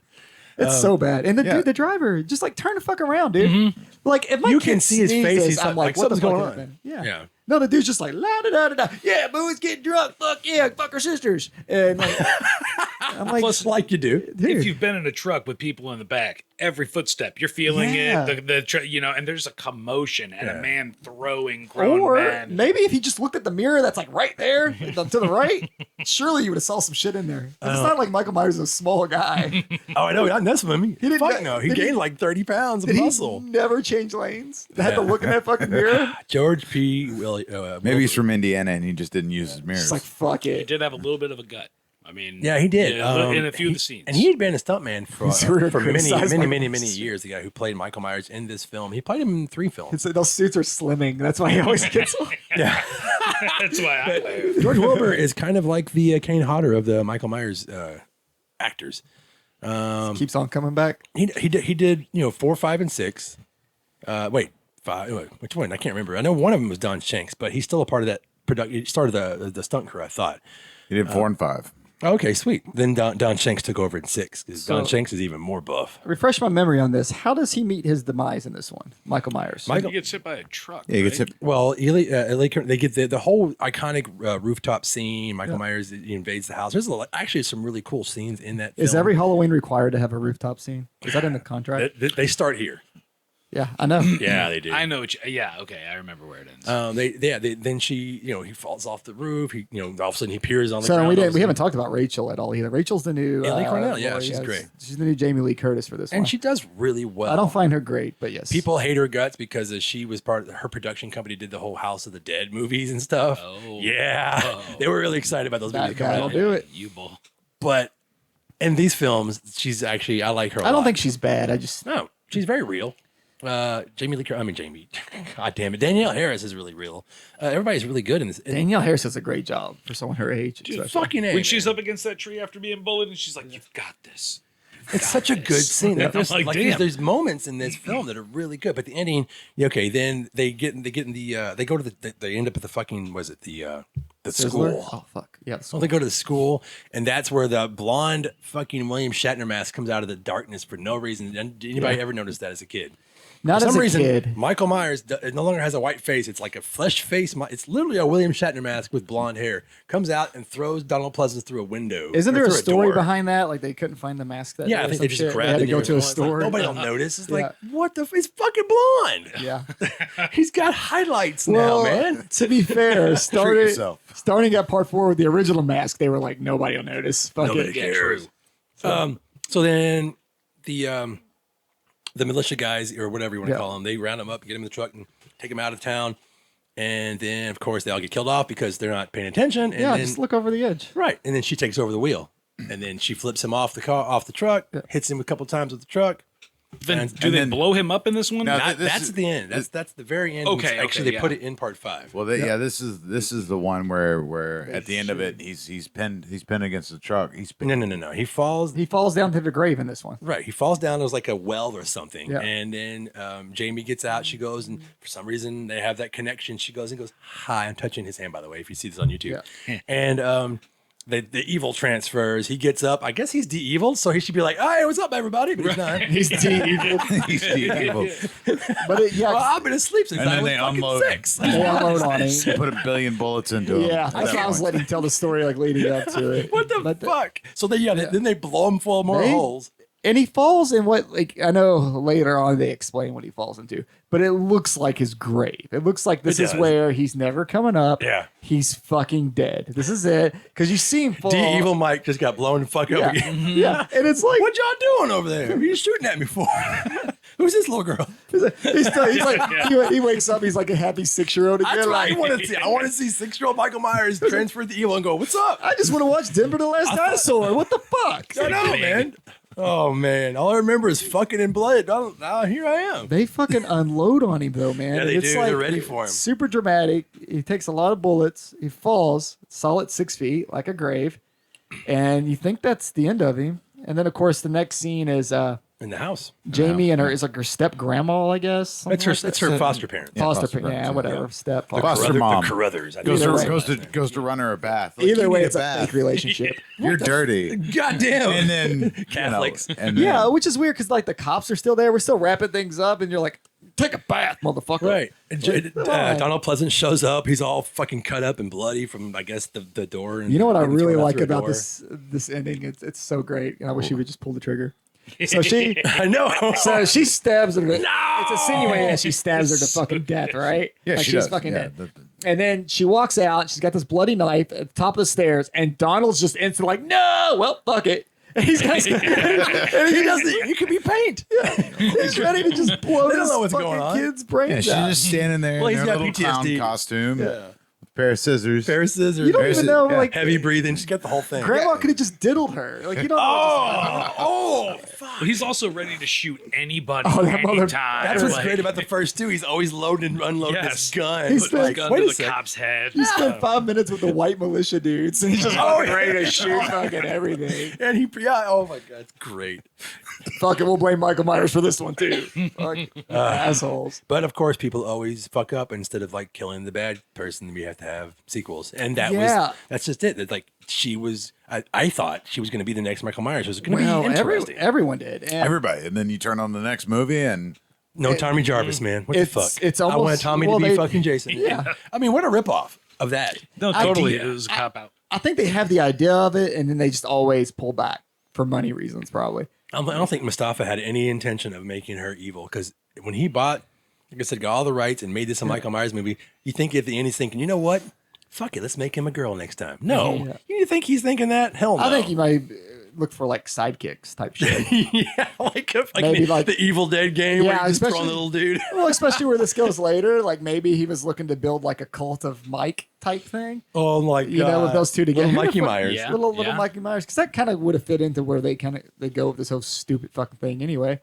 But that ending it's a good ending. Like it really it leaves you like, what the fuck? And that's the one thing that like watching with my kids, fucking 25 years after it came out, they were shook by it. They didn't see that shit coming. They thought the rest of the movie was dumb as fuck. But when you present something so stupid and then you end on like that note, it's like, what the fuck just happened?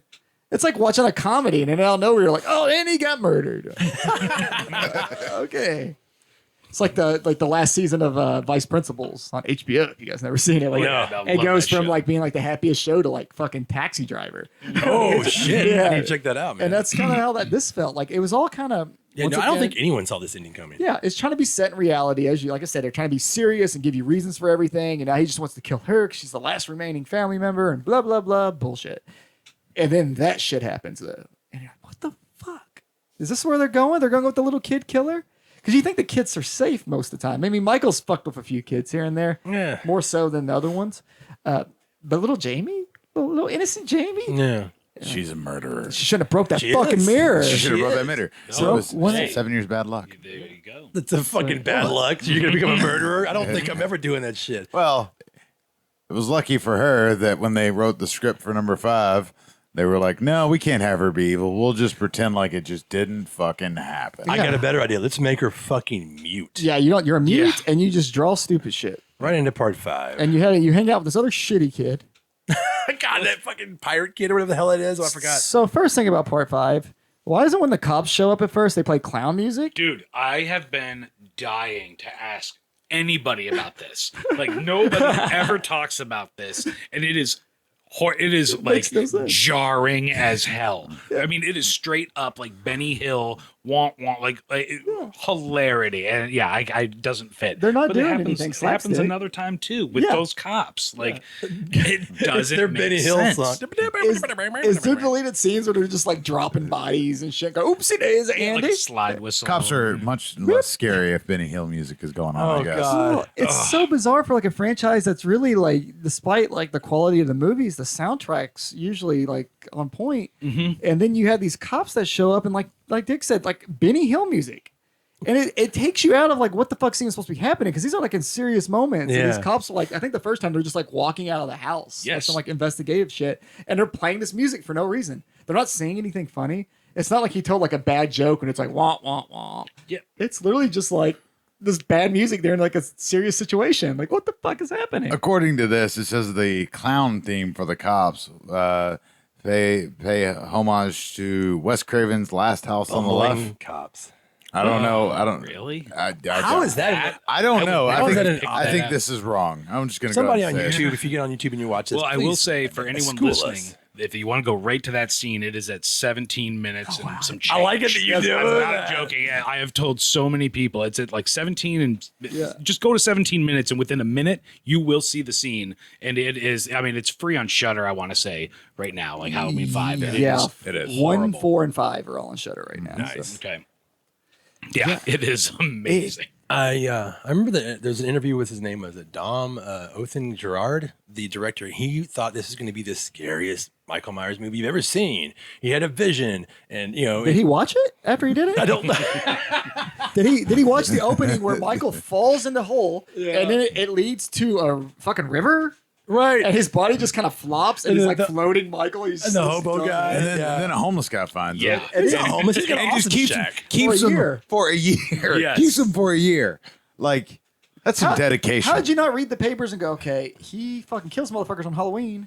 I'm from Haddonfield. Like, you know, like, dude, like 350 days in, be like, I think you need to move now, Mike. I don't think you can stay here anymore.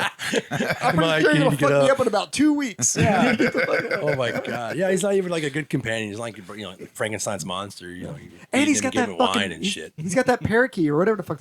Is it parakeet? Is that the, I can't remember. the birds that fucking talk? Parrots? Is it parrots? I Is don't it know. a parrot? That's what- I don't know. Yeah, like a cockatoo or a parrot or I don't something. This is the know, only but Yeah, I one. don't know. I It's think you might be right. This is the only one I didn't go right back and revisit. He's got- 'Cause I just hated it. I hated the mask. That Well, the fucking mask mask is is Well- god awful. I got instantly annoyed because dude bought a talking bird and then the bird talks and he's like, shut up. I'm like, buy any other animal. like you want to shut the fuck up? Buy the fucking birds that don't talk. What a gerbil, dude. There's literally like 2, I guess, or 3 breeds of birds. I don't know. I don't even know if all the birds we named I'm talk. not a bird person. I'm not a bird person. Fucking the Fruit Loops bird probably talks. But The toucan Maybe that's why Michael Myers stabbed him to death. He's like, you know, you're mean to that bird. Fuck you. I remember that didn't make sense fuck, to me. Who took care of the bird? It wasn't Mike. Fuck, Mike had shit to that do. better be on his victim list because that think that- motherfucker starved to death. Bird is better on its own, I think. He's probably like, I could talk all I want now, bitch. Pecking his eyes out and shit. I remember hating that little kid, her little sidekick. Her little sidekick I that, like, hated kinda that they talks made for her her. fucking mute. I mean, I guess this must be like the PTSD or whatever, but like, fuck, man. It's the only one of the few times in my life I was mad that a child was mute. She can actually act though too, because Yeah. that I mean, Oh, she there are did some scenes good- where she's straight up not looking, but she's like writing down things, and she's playing it Without as that well psychic as a connection. kid could Yeah. play it. Yeah, Right. yeah.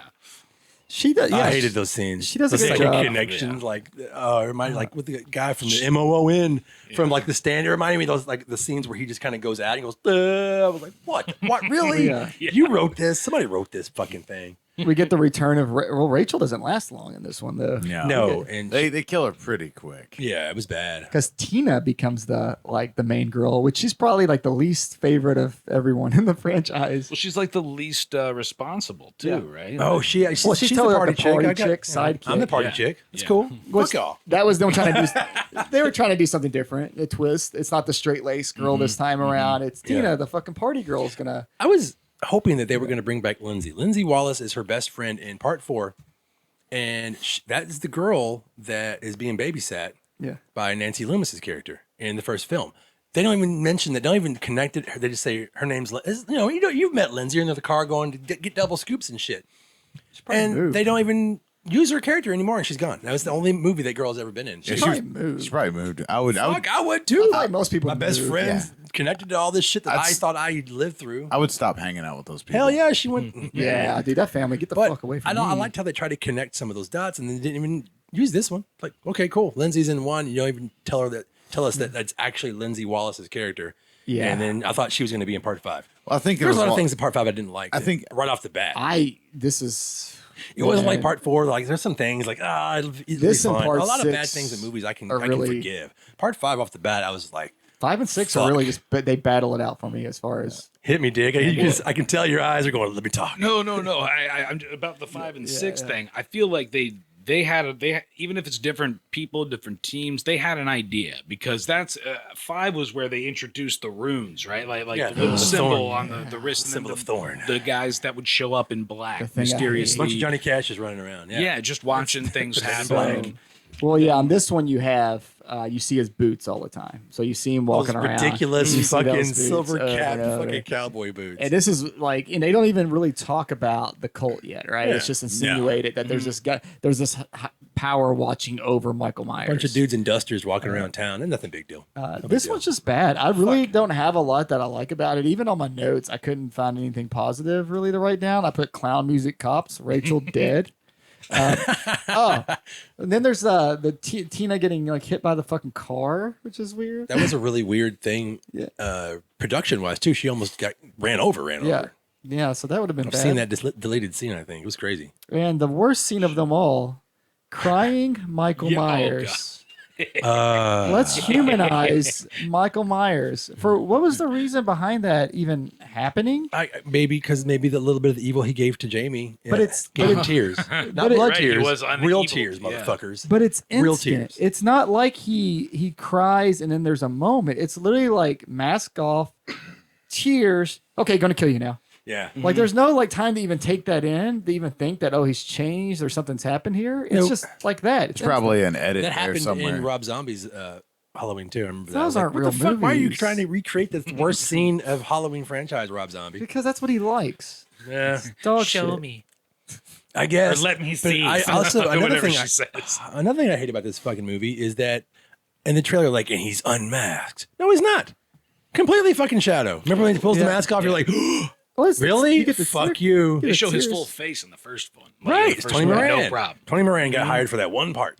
Yeah, I don't ever understand it. And this one, they also they don't kill him in this one, right? He ends up going to jail, and then the Yeah, cops. that's what you do. Leave his mask on too, by the way. That's what I was gonna say. And the cops are like, "This is where he's gonna stay for the rest of his life," which that would have been a fine ending, by the way. I mean, just kind of that whole like creepiness of like, okay, you're just gonna rot here. Michael Myers in prison, you know. But I would have liked to see a dankier Yeah. cell, not like they just walk right in. Oh, there's Myers over there. It's like in Because Moonlight. Hannibal Lecter's behind like 5 inches of glass, and Right. Michael Well- Myers is behind a bar. And he's wearing and he's wearing full costume. Yeah. Yeah, they don't take his mask. They're like, well, he's got a jumpsuit on. It's cool. He likes He doesn't need hours. We'll just sew some numbers on here. Just Let's hang not out. take care of his wounds. Yeah. Or anything. Give him underwear. I don't know. What's Nothing. Michael wear? What is he wearing under the jumpsuit? I know. In the last at this Free point, ball and Mike. the last few years, Briefs. the motherfucker's been shot. He's been shot 6 times, then got shot 7 times. If you watch what part 2 says, Depending on who you ask. he got, I caught him burned, 6 he got times. burned to death. 7. The fucking militia shot him to fucking death.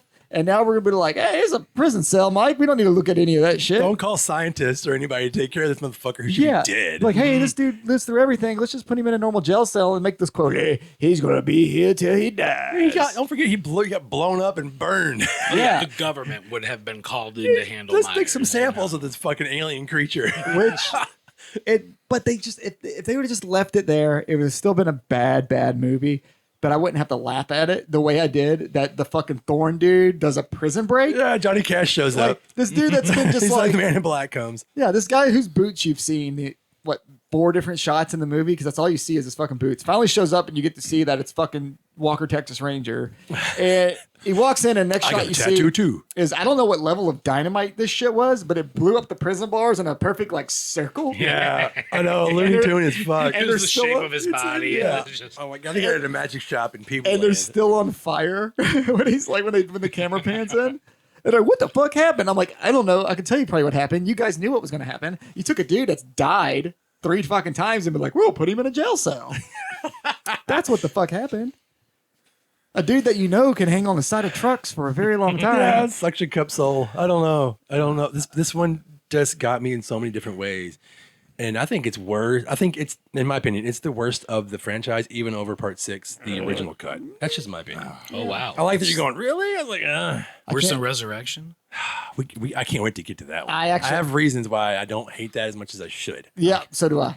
But I hate it. Oh no, I hate it. hate That's our motto. We hate these. We love these pieces of shit. But I don't know if I like that one. I don't want to talk about 5 anymore. Okay, Part 6, Yeah. please. Well, let's just go straight to part 6. Paul Rudd and a baby. Paul Rudd We and a touched upon baby. this in like episode 2 of the Gore Club podcast. that is a good. Everyone Good. loves Paul Rudd now.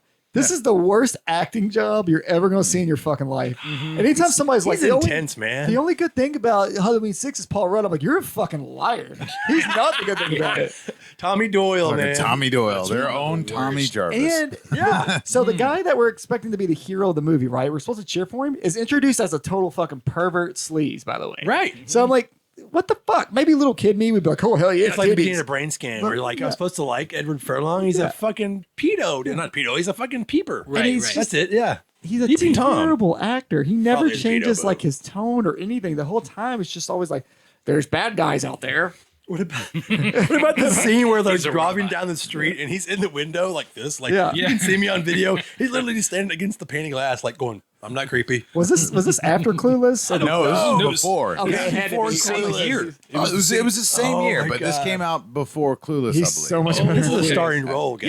Yeah, well, this come on now. I would have taken So it too. it's this or Clueless, and I know which one you prefer, Derek. Oh yeah, I love Clueless. Dude, Clueless is great. I feel like It is. maybe he hadn't cut his teeth yet enough for them to trust him just to kind of bring his own thing to the role. But Or- I feel like every scene he was just being told no. And he had a do bad this. director probably. Yeah, Joe that's- Chappelle yeah. directed this one. Dave Chappelle. Joe Chappelle. And this was Because Dave Chappelle's just fucking off the whole time. He's like, fuck it. Carry the baby. Oh my God. Yeah. The fucking baby. The There's a baby lot that of. nobody else finds but him a day later. Right. Like, There's a bloody sink. Nobody. By the way, I don't know what truck stop you all been to, but if you go in the basement, the mirrors are not perfect and nothing like, what the fuck? Yeah. The whole situation is just weird. The whole thing with Jamie in general is Her is being fucking weird. replaced. yeah. We just gloss over that real quick. So she was replaced with another actress, Yeah. and they kidnap her. They don't. There's not a real clear timeline. She was younger, and then she's older, and then she's having a baby, and there's druids, and they're doing this little Derek's ritual got- sacrifice thing or something. She has a Well, baby. yeah, so Danielle Harris didn't return because she was 17 at the time, and there was some kind of weird labor laws thing about like how she could work on set. Really? But she paid like money to get this like somehow to be able to be in this movie, like to work around that. I don't know how. There's some information somewhere on the internet. Anybody wants to Google it. But then they offered like what they were going to pay her to be in the movie. She didn't like it, so she still didn't do it. Weird. So it's one of those weird things where she like pushed to be in it, but then they kind of lowballed her like money wise. No, I don't know. 'Cause So I never and there's know. a deeper story to that. I I'm was sure. gonna I'm say, telling like the shitty. We version. always hear stories why actors and actresses or whatever don't want to do movies, and you're just like, which one is the real one? Are you saying this just to save face and make it more sense because you know your Yeah. fans are upset? Same with Ely Cornell in the first one. She's like, I didn't like it the way they killed me off in Yeah. 5 minutes, so I didn't do the movie. And we Or have- I was mad, but she, whatever.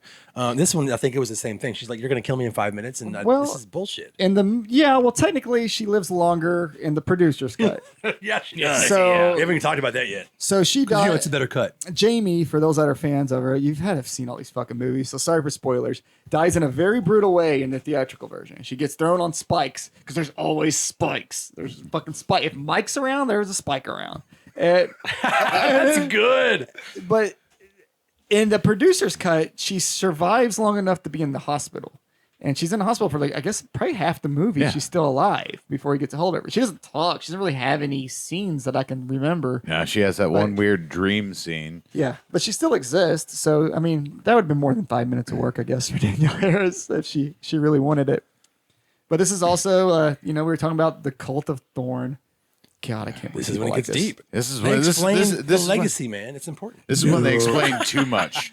How we've all talked about like we don't like Rob Zombie's Halloween because I don't fucking need to know why he's evil. He's just evil and he snaps. Yeah. They And I go- liked it that he came from a normal Yeah, family. they go It's a one douchebag. step further in this and try to bring in this cult that is, oh God, what was it? It was something about There were the It was on Halloween. A family was sacrificed. You have to They sacrifice sacrificed an a entire child. family. No, you have to sacrifice an entire family. Oh, that's right. So that's why Michael is obsessed with taking out the entire family. But Yeah, but he okay, missed it. okay. He missed it like in So, 78. Wait a minute. in 63. It- Yeah, he missed well, it. let's go ahead and ruin this fucking movie. That baby ends up being Michael Myers' baby, right? If his goal is to take out the Which entire they kinda family, gloss over that. why did you fuck her and get her pregnant with another one of them? Yeah, You're they supposed to take kinda- out the whole family, and then you're fucking making another one. Yeah, they kind of gloss over that. Some people kind of, I've forgotten when I bring that up. They're like, no, I was like, no, he fucked his little Yeah, fucking niece. he Well, I fucks think her. that's more explained in the producer's The producer's and cut. that's that, Yeah, they do the Do you deep want to dive discuss into about it. the producer's cut? For fucking ever, everyone's like, oh, part 6 is okay. You should see the producer's cut. That's because the at the time you internet- can only see it on YouTube, I think. And then they pulled it and Yeah. whatever, and they finally released it. And I was like, cool. Oh, it's bad. That's No? the one I own. I bought it because I bought into like the bullshit I heard. Right. When they released the big box set, like, and it's going to yeah. come with the producer's cut. But it's like Dave was getting it. They do the producer's cut goes really deep diving on the Thorn shit. They do explain the whole thing that he's killing off the whole family. But literally, like right after that, it's like, oh, but he got her pregnant. What? Why? Like I'm like, I will kill your whole family, but first, like, let's make another one so I can kill that one too. extra credit. On the run, baby. Yeah.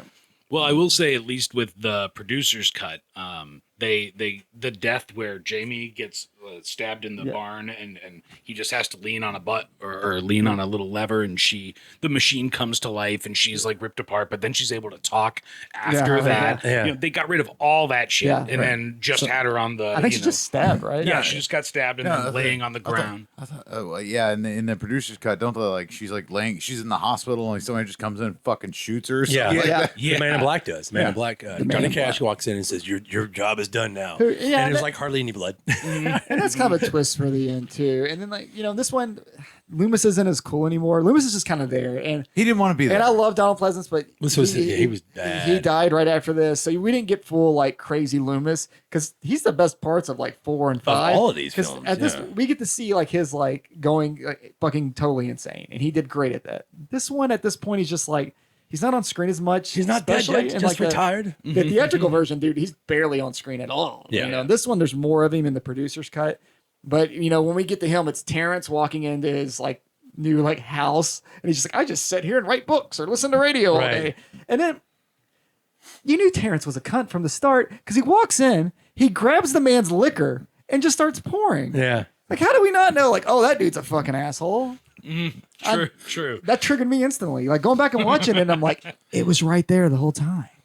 One of the things about the producer's cut that I awful. immediately was like, "What? This is fucking dumb."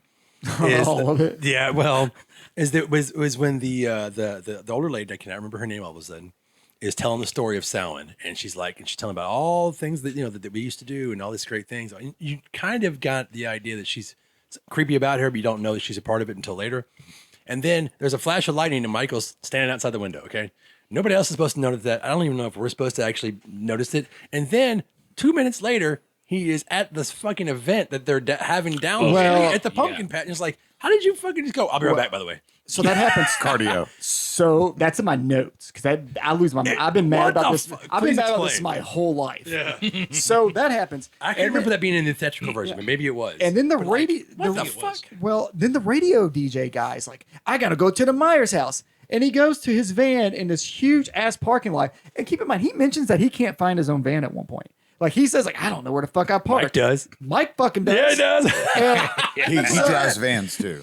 yeah. Mike hears on the radio. I was like, I'll be right back, guys. Yeah. I know I'm in the house where I need to be, Right. but I'll be right back. But he goes back to he's back in the house, so he kills the dude. doop, doop, doop. And then the next scene, So good. Literally, the next scene, they flip over, and the two people are in the house, and Mike's in the closet watching them. Right. I'm like, how the fuck did he do that? Oh, and before that, he was somehow able to string the DJ up. Oh, Yeah. that was a weird fucking scene because it's Weird? The Is it- little, it was no, one of the the little, worst. the little kid's just fucking dancing. It's raining red. It's raining red. Why is it warm? I love it. You dumb shit. I love these movies. It's. I think we skipped. we didn't skip shit. No, man. Paul. It's all on purpose. Paul baby. Rudd's madness in this movie, like It's Paul Rudd in a fucking. It's just Paul Rudd running around with this baby. Like somebody take this baby, and everybody's like, "No, motherfucker, who are you?" And he's like, "I got a baby." when he goes to the hospital, and Yeah. he's like, "I need to see a doctor now," and then they're like, "Sir, where'd you get that baby?" He's like, "Give me, doctor." Well, the whole Stay thing- there. He goes to Stay the- there. he goes Don't to- go. He goes to the hospital for a doctor, and he's like, "Doctor, now!" And they're like, "Sir," and he's like, "Now, I need a doctor." And the lady's like, "I'm calling the cops." And he's like, "I don't need a doctor anymore," and just leaves. Yeah, and he's got stuff at home to take care Yeah, of the the baby. baby- He's I just got like Curacao. handling the baby the got rest some, of the got some skim milk. like in fucking there. Booby fucking- milk at home. Fucking Diapers. Robitussin for you, little guy. Fucking goddamn. Who played Michael Myers in this one? Do you remember? Fucking Paul Rudd. I thought it was it Don Shanks. I It was, yes, it was. It was Don Shanks. Okay, yeah, buff as fuck. He just gets more buff, and yeah, his belly does get bigger throughout these little movies. bit. He does shoulder presses and eats a lot, or drinks a lot of beer. And he joined a fight club because he had like the little. Yeah, no, the matching bubble. tattoo, sir. the scene. Michael Myers, sir. How did they not know they didn't live? How did they know they didn't live in? Oh shit! I'm so angry at this movie. How the fuck do you live in the Myers house without knowing that you live in the Myers house? Right? That lady like freak does that. That's a whole scene where she calls her husband and he's like, "Oh no, she found out." I'm like, Who is "What a the complete fuck? dick? Like you're part of this family. They're like, this related. legacy." And I was Yeah, like, yeah. It's They're like like her- Strodes. it's the Strode brother. That's why, because like, how come I remember when I first watched, I was like, why has this guy such a fucking raging dick compared to the first film? He's like, oh, drop the keys off because it's his brother, and his brother sold him the house for basically nothing. So that's why Well, he's His dead. brother couldn't sell the house. No, that's right. And Oh, he's- I'm Right, sorry. right. It was George Wilbur that played Michael Myers in this one. okay, I thought so too. I thought he did. I thought he did 4, 5, Which and is 6, mentioned. I think part one they mentioned Strode Realty, can't right? remember. That their parents are realtors or some And, shit. and That's- see, I call bullshit on that too because, like, I've bought a house before. You know what the fuck I did? I Google searched everything I could. Did somebody die they in didn't this have fucking Google. It was 90. It was well, women this They one were- time. I think the internet was around. It was around. I'm It pretty was sure, 95. yeah. You could do some searching. If They you wanted they to. weren't doing If that. you were Gore curious. invented at that point. I At, can't at their remember. age, they weren't doing that shit. I don't know. But, But the fact that's that the she best had death no- in the movie is he's a piece of shit. I can't wait to him to die. He's like the William Forsythe. Well, Well, they of even this changed movie. that for no reason. In Oh, the in the producer's producer's cut. Yeah, he that's goes from weird. being like lifted up like from behind to just slipping and fall. I don't know. It was weird. I don't know. It was a really weird Well, change. When they add the whole voices thing back in, which I know we touched on in another episode. At least I brought it up. The whole Myers voices in the head was actually part of the very first book that John Carpenter actually helped write. And I forgot when that book actually came out. It came out like almost 10 years later, probably. But all those voices are actually in Michael Myers' head. So when that happened in the movie, I kind of was like, "Oh, they're bringing that back. It's going to be cool." And boy, I was wrong. no, they were doing like just Kill for me. This whole cult, Kill for me. Just well, they did that. That was another thing that was different when I watched Yeah. the back to back. Was just instead of just having the kid show up, immediately with a knife in front of the dad's belly. Yeah. It has the little kill for him. or Yeah, kill whatever. for me. Yeah. These just like none of the characters in this movie matter. Like Paul Rudd's the only character, and the lady they spies on, nudie Yeah. lady next door. They're the only characters that fucking matter, and this fucking baby that I don't care about. 'Cause I'm sick of this baby. Donald Pleasance Oh. is great in it, and it sucks. It's his last movie. He was the thing that mattered in all these films, and it sucks. You know this how- was like his last movie. Yeah. Jesus. You know how like every video game, like open world video game, has like all those like shitty side missions where you got like escort somebody around that Oh, yeah. nobody likes. Halloween 6 is like the side mission of the Halloween. Side quest. it's It's, like the one that watching- you have to do to get 100%. Yeah, it's just and like you don't want to watching- do it. You don't want to do it. It has nothing else to do with the rest of the fucking game, but it's there. and it You earned the exists. trophy. I just want to point out one other weird thing. Like, so we've already established that Paul Rudd was this just creepy guy Yeah, next yeah, door. for sure. So, what's her name? Shit, what's the daughter's name? Well, she comes home, and Paul Rudd is just sitting in the bedroom with the baby. with the baby and her son. And the only interaction she's really had with him was that guy staring at me through the window. That's the only thing established. And he just de-escalates the whole thing, like, "Oh, we're friends now." Yeah, I know a lot about dinosaurs. That's what it was. But There's some creepy scenes in there, like where she sits next to him, he like smells her hair. It's like they keep that creepy. he's a weird kid factor because up Well, there. she Tommy- instantly and you're comes gonna to give his him a house. baby? She comes to his house like No, man. what after like a 5-minute conversation. Yeah. and Because of course he's the trying to get little- him away from the house. The their little house. old lady who ends up being part of the cult is just sitting in a little rocking chair, and then there's And- newspaper articles everywhere about Michael Myers and the house that it's right across the street. yeah, And it's weird, but I mean, it's Tommy Doyle, and I don't know if we mentioned it yet. He was the kid that was Part being one. babysat by Jamie Lee Curtis Right. in part one, Which is a nice little touch, but fuck, it sucks. The yeah, whole thing sucks. It's reaching. It's Well, grasping the old for lady who straws. mentions that she was babysitting Michael Myers in the first film. which doesn't make sense because I'm pretty sure you weren't. Well, she's a horrible babysitter, I think. I get that. Yeah, I Or mean, maybe she was babysitting him the week before. she Like, said I could have swore that she mentions like I was babysitting him that night. I'm like, no, you weren't. His sister was. She was doing an awful job, but you weren't even doing a worse job because I didn't know you were in the movie. Yeah, I was babysitting him from across the street. Right. It's like, She knows I all suppose about open up Mikey the Myers. lines. It's like, what the fuck? It's bad.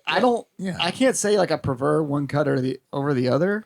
I don't But, think either one's an improvement. Let's just jump to the ending of this and see what everybody prefers. Please. Ending A. All right, so this is the only one that I really remember, and it wasn't it like so they get the baby and they've got the doctors all in the room, and then Michael Myers just comes in and fucking stabs everybody, Which is cooler than what you get in the producer's cut. Yeah, 'cause but he it's- does that's a cool scene where he just annihilates. yeah, the room. he's on their team, and they're like, yeah, Michael Myers, and then he just goes in and fucking kills everybody. But and then He finds a Paul- machete, right? He uses a machete, and then Paul Rudd beats him with a lead pipe, and Lead that's how he pipe. dies. and he's bleeding green out of his And he face. basically- yeah, he's got this weird green ooze an alien. thing coming out, and that's the end of Michael Myers in this one. And they try to do the bait and switch with Yeah. the baby fetus.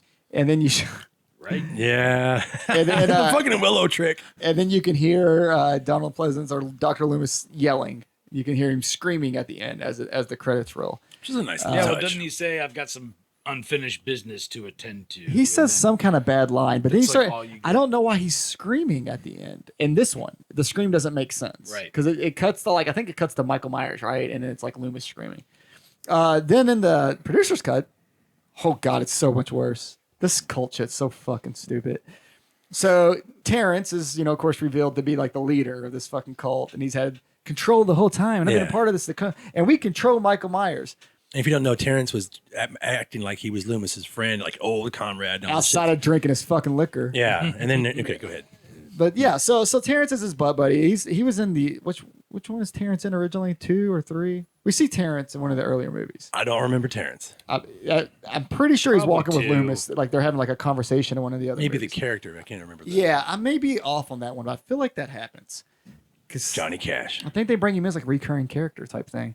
But anyway, they have like this friendship for a little over half the movie till it's revealed that he's actually part of the cult, and then you find out like everybody's a part of this cult apparently because like Yeah. the lady that lives with Tommy is a part of this fucking cult, and everybody starts pulling out knives and they're wearing these crazy robes and they want to do something to this baby. I don't know what because it's pretty easy to kill a fucking baby if you want to kill a baby. But the ending, Michael Myers suddenly is under this control of this cult, won't do anything unless like they're demanding him. Yeah, he to. becomes like a robot. But Paul Rudd figures out that if you put these like rocks around you and you draw like a little, I think it's a fucking pentagram, maybe some It's a shit, rune. bullshit. Yeah, rune, whatever. Fuck. Michael just freezes. Literally just freezes there. And then does he Well, get he had to shot? say Sam Hain, I think. Is that what it is? Didn't he have to say like a magic word? It was like, yeah, there's something really bad that happens there. And I don't remember. I don't know. Something kills him right there. Like he dies. I don't remember what the fuck it was. How does he die in this producer's cut? I think he just gets like stopped, and Yeah. then I think it's- the old guy in black shows up, and then next thing you know, Loomis walks back in, Yeah. and Myers is laying. on Yeah, the that's ground. what I remember too. That's why I thought maybe there's a blank there. Yeah, It's very But, confusing. Yeah. Myers is laying on the ground, and then Loomis reaches down to pull the mask off, and it's fucking Terrence. And then you see somebody in Terrence's clothes walking away. That's supposed to be Michael Myers. The music hits, and then the thorn symbol shows up on Loomis's arm as he screams, and then the credits roll, showing that he's going to be like the new Watcher for Michael Myers. Fucking brilliant. What's your problem? It's god awful. That's the dumbest shit. For one, if you're going to choose a new Watcher, why would you choose a man that's clearly about to die, which he did in real life? Yeah. Why? When did that switcheroo happen? I don't know. And it's At what point sickening does that happen? Because that's the original cut, probably. I mean, I know Probably, it's yeah. the producer's cut, but like that's like What they were gonna roll the with. Fuck. Yeah. Well, if that was the best of their ideas, and they just threw a fucking dart at a board and was like, "I guess we'll do that one." Yeah. Okay. Yeah. What ending would you prefer? Oh, I like the end. I like the original. yeah. I feel like the original, you get a definitive death, you get an definitive. The only the only problem I really had, and this stems from when I saw it in the theater, was the Paul Rudd beating Michael Myers with a pole. Like to me, it was just kind of like we've seen this guy shot in the face, we've seen him, everything run over, blown up, and Yeah, and now he's just getting beat up by a guy that was like a neighborhood kid. He did. Right. He did juice him up with that like reagent or whatever the fuck Right, what it was that? Because it didn't seem to do much other Yeah. than make him kind of hazy for a minute or something. It Like was a bad IPA. I don't know, man. maybe It that's didn't when make the any blood sense. turned green was because of the. Maybe it was. I don't know. I'm not even going to try to think of it that much.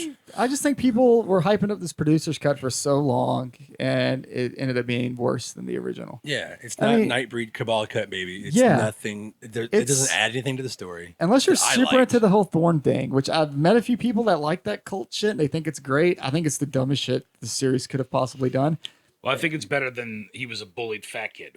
I'm only saying Yeah. that because of the Rob Zombie shit. Oh yeah, no. Otherwise, Yeah. I feel like Supernatural and Satan was Yeah. pretty much the only way you could have gone, as far as they went. I just don't like taking the evil out of him and saying that he's been controlled this whole time and he's almost the victim in this Yeah, case, which yeah. really sucks. or like he was a chosen Yeah, like the entity from the time Against he was his will. born. yeah, like you're the Highlander of death or whatever. Let's get on to a good one. Well, I'm much like Okay. you, where I prefer just a kid that snaps. Or was it you, Dave, that said Yeah, that just, yeah. no reason? I don't need just a reason. Just Yeah. fucking do it. Yeah, and that's Okay. that's what's worked with all of these. Let's talk about that then for a second. Okay, if you're going to keep this fucking franchise going, is he just like the Jaws? But even the Jaws has a purpose all of a sudden. How do you continue these? You just make it a franchise? curse that this guy just comes back every Halloween to this neighborhood, and why the fuck do people keep living here? Yeah. Same way you do. What's Jason Voorhees? Exactly. Yeah, that's what I was trying to You know, get to. Is like, it what do you is. do with this character? You just make up a curse. Like they already got the whole like. I'm fine is with the a whole curse he wants to place. kill his whole family thing that they mentioned. Yeah. Fine, bring up some old fucking ritual and that he's a part of that or whatever. But then just let him murder people. But yeah, don't make him a robot for your god. Doesn't Yeah. make sense to me. Just don't like be like, oh, here's this Thorn cult, and for some reason they really just want this one guy. They're focused on this one fucking person in this small ass town. Right. No one else in the whole world. Maybe they don't like the This guy. Strode family. We don't know much about that dad. Maybe Yeah. he was. They an probably ass- fucked him on a house. He already They already Son found- of a lemon. he sold him an house. Like, we'll get you. So then what you've got is people who want to make the new one, and then they're like, no, well, let's just fuck all these awful ideas. People think that's what happened. It's actually not what really happened. We're talking about H2O. H2O did say fuck it all. Originally, Kevin Williamson was actually contacted, paid, and wrote the story for the original one, and it was the continuation of that story. That would have Of been part 6. Yeah, it was going to keep going from what I understand. that would have been worse Well, than days on the H2O. internet there. I'm pretty sure I meant like very early on. This movie didn't age well. Yeah, and then he actually stayed on with the production with because this is after Scream. Yeah. Scream saved a lot of, whether you like Scream or not, it saved a lot of horror movies for us, and jump started the slasher genre. And then they kept him on, and then of course he just kept helping them shape the script. But I believe that's the original story. Yeah, It's it was like- originally going to be called Halloween 7: The Revenge of Laurie Strode. right. I thought that was gonna be okay. No. Yeah, it was gonna follow the previous ones, but then they sort of Yeah, Smartened went up. on that. It kind of makes little sense bit. because she's kind of mean to Michael in this one. A little bit. She gets pretty mad. I mean, Well, I mean, they were going to have a whole scene about with Jamie. That was all going to be connected. She still had a daughter, and then this one they were like, no daughter, no part fuck it. 4, no You're- part 5. You're stuck with Josh Hart. Now. Yeah, there's no part 6. He doesn't And know how then to brush his hair. There's some. I actually enjoyed this movie when it came out. Have you rewatched Same. it? I did, and I still. I mean, we're So- talking about a franchise that's not great. So I loved this movie when it first came out. This came out. So this is back when they started releasing horror movies in August. Yeah, but it also came during that time when it was like Final Destination. Or not that. It was no, like it was before Final Destination. well, Like like I that, know what you did last summer in Scream. Right? all that. Yeah, and it was like a breath of fresh air for slasher genre, and it was like high quality even. This was my 12th birthday. It came out like the week of, so Yeah. we went to see that. Like me and a bunch of In friends. 98. Well, like The Faculty, all that the string of horror films, like for Yeah, those high were school really horror good. films. And H2O, that's kind of my problem. The bone I had to pick with it now is that they took Halloween and they tried to make it like late 90s slasher. They took away like the charm of like the first one and the second one, and they try to put it in that like MTV style slasher. I mean, just starting off with like Joseph Gordon, who became like, this is funny, he's the biggest star of this fucking movie at this point, but playing this like little hockey kid and shit. He's like, I'm gonna go steal beers and I'm smashing my hockey stick everywhere. You Yeah. just instantly get that like You meet Loomis's wife. that teenager MTV vibe from it, or Josh Hartnett and his zany group of friends. Right. And Mike does get a pretty cool car in this one, though. By the way, He does. it's a bitchin' car. It's a bitchin' ride. Yeah. I didn't hate the beginning. There's a lot of things I didn't like. But For overall, yeah, I like the film. I like the I'll fact let you that guys go Oh, ahead. it's not bad. I don't think it's bad. I just don't think. I think my reaction when I was younger and seeing it in the movies versus seeing it now, 20 something years later, it is is a lot different because I remember seeing this one in the theater and enjoying it, and then like I watched it again and I was like, "LL Cool J writes fan fiction." Yeah, it's so. Porn. I think it's porn. It's a romantic fan Porn fiction. fan And he's the worst security guard in the world He because the is. whole time he's just on the phone with his girlfriend. And she's bitching at him. Every scene is just him Yeah. getting bitched at by his girlfriend as he walks around. And is this right when he started putting on weight and looking like a Ninja Turtle? I Little thought he was bit, just yeah, bulking yeah, up, Kilo man. Oh, John yeah, he's Carpenter was bulking. originally He's going to big. direct it still. And he demanded $10 million in a 3-picture deal from Dimension, I think. And of course, Weinstein, being the rapist he is, he's like, nope, that's my money. Nobody's Yeah. raping me. So that he bowed out, but Jamie Lee Curtis stayed on. And go ahead, Dave. What do you got? You got anything over there? I've got that the movie did not make very much money. And I mean, off people its did not budget, want it did pretty well. Yeah, I it had to thought. come out close to August 13th. That was my birthday, and I remember we went to see it on like my birthday. Yeah. It's August 5th, August 5th. So 1998. yeah, we saw it like a week after it came out. So Steve Miner directed this film. He directed Friday the 13th Part 2 and 3, and he was actually the production a PA, or I forgot his role in the first Friday the 13th, and he had a small thing in Last House on the Left. He's just part of that whole crew. Steve Miner also directed House, I believe. Anyways, I like him as a director, so I think the things that he tried to do in this film at the last minute to make it work for him, I liked it. I like in this one because this is a sequel to part 2, essentially, Yeah. right? So part 1 and 2 actually happened this time around. Yeah. HBO is a direct sequel to that situation. I do like that. I don't like that it's like, I guess every Halloween she freaks the fuck out and finally she's right, which is really weird. Yeah. And the way she puts shit together, like, oh, my son is 17 this year. Like, how the fuck does Michael Myers know any of this? That he's like, oh, it's time. I mean, I know it's He has 20 his own years. internal clock. He's got a radio somewhere. Yeah, because first time it's 15 years. So all you gotta do is walk by him with a radio with the news, and he's like, "Oh, I gotta go back If to you, go work. by, Yeah. if you go by part I 6 gotta logic, get the overalls, Yeah. man." go by part 6 logic, and there's a constellation in the sky, and well, it's time to go Well, fucking Yeah, kill or some the people. Rob Zombie where he's like living in a fucking lot somewhere, making bunnies and shit, and eating and growing a beard. I kind of Well, like that part. And he's like, "Whip, time to This go to is work." a direct sequel to 2, so none of that shit exists. I know, right? We're just Rob fucking- Zombie's not even fucking born yet. Somebody's like, yes, he is, motherfucker. He had 7 great albums by then. Fuck you. I don't Well, care. what was the story about the mask with this one? Because this one, Holy I fuck! remember This had like 5 different masks. Yeah, Yeah, there's a well, lot I of remember the the CG story mask. of the screening for one of the producers and him standing up yelling, "That's not fucking Michael Myers." Greg Nicotero tells that story because 2 different companies, I believe, maybe more, worked on that mask. John Carl Beekler took over the effects on from part 4 on.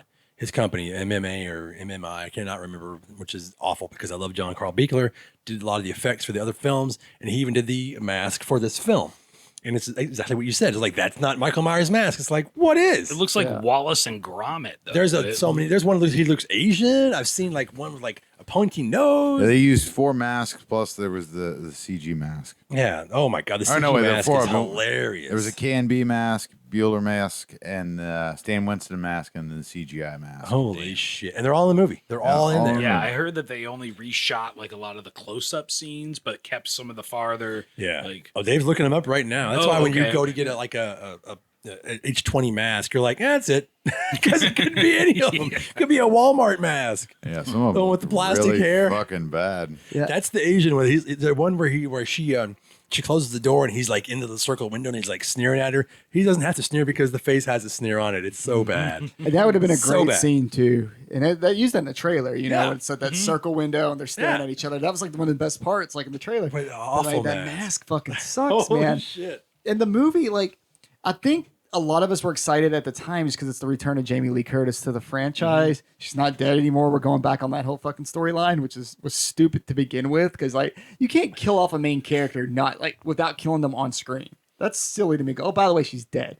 Like pay her $10 and fucking kill her. Don't do that Yeah. shit. But it's the characters are really bad in this one.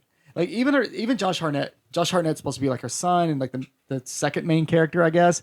he doesn't exist for most of this movie. He just pops up to get on her fucking nerves and be like, yeah, mom, I'm going to go smoke weed with my friends. Or, hey, let's go steal beers. But his kid has like no personality outside of just being like disgruntled with his mom. And that was one of his first movies too, because The Faculty came out that same year. But he's great in The Faculty as like the little drug dealer and shit. And this one, he saves the day.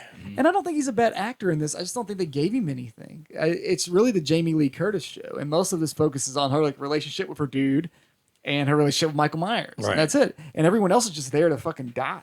I thought it had a good structure. I don't think they executed it as well, but it's not part 6 and it's not part 5. Oh no, it's way better yeah. in part 6. It's watchable. I think that's why I'm like, okay, I'll take this. And the gore Take was it. the gore was good in this one. It too. is. It is. Can you tell me why a human being would have like a seizure when they get stabbed?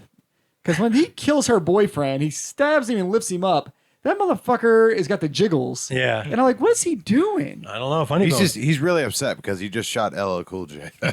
God damn it, LL Cool like J. Why'd you have to die? 3 times. Yeah, it looks like a Mortal Kombat like fatality of somebody using like telekinetic shit. Because he's like up, the knife stabbing him, and he's just like fucking shaking.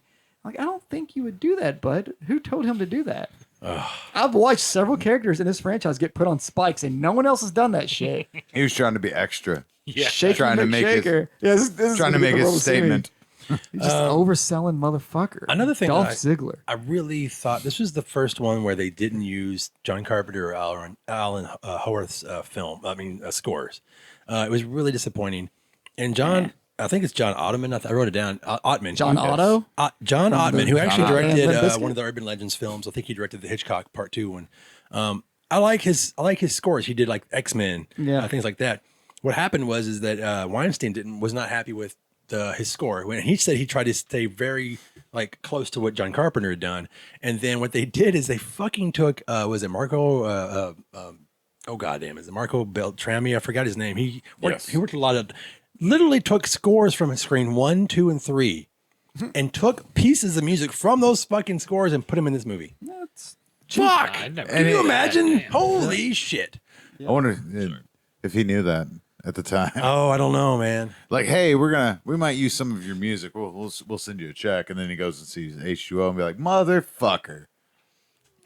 I can't be on board with H2. I will say this. I mean, she does beat the living fuck out of Michael Myers. Yeah, but finally. Oh, there's some really good scenes in this film. This is like where she finally really gets that like revenge and gets like super aggressive and beats the living fuck out of him. Yeah. And that final scene, seeing it in a movie theater is fucking priceless. Especially like, the first week it was out or week after it was out. Because when he's pinned up against that fucking ambulance and he reaches out for her and she just cuts his fucking head off. I haven't heard a reaction like that in a movie since, man. The whole crowd just fucking popped. Yeah. And it was perfect. Because it was just like, It's about fucking time. the moment. Yeah, and they try to humanize him for just a second, and there's that part of you that thinks that maybe she's gonna fall for it. Maybe she's gonna be like, "Oh, Mikey," Not and then today. she just fuck you, dude. Yeah. And it's brilliant. Like that's that saves that movie for me Yeah, because a lot of it's just like your standard teen trash affair. Shit that came out in the 90s. Yeah, and I saw that one in a big theater too. I saw it actually at the old Showcase Cinemas in the big theater that they had. Oh, yeah. and it was packed because it was opening weekend. Same thing, man. People went fucking crazy. Yeah, it's a great scene because that's like definitive. Like he's dead, right? You decapitate somebody, motherfucker, you're done. Yeah. And that was her like making sure. It's like I fucking shot you, you fucking burned, and now you're back. Fuck you, taking your head. Yeah, and that was actually supposed to be in her contract that he was supposed to die. Because he And then- was dead, and then and they we go fucked us. Right into resurrection. So first How off, did they get her But to wait. She knew right before they were done when they were filming these scenes. That's when apparently I think she found out that they had planned that Mustafa had in contracts that you could not kill Michael Myers no matter what.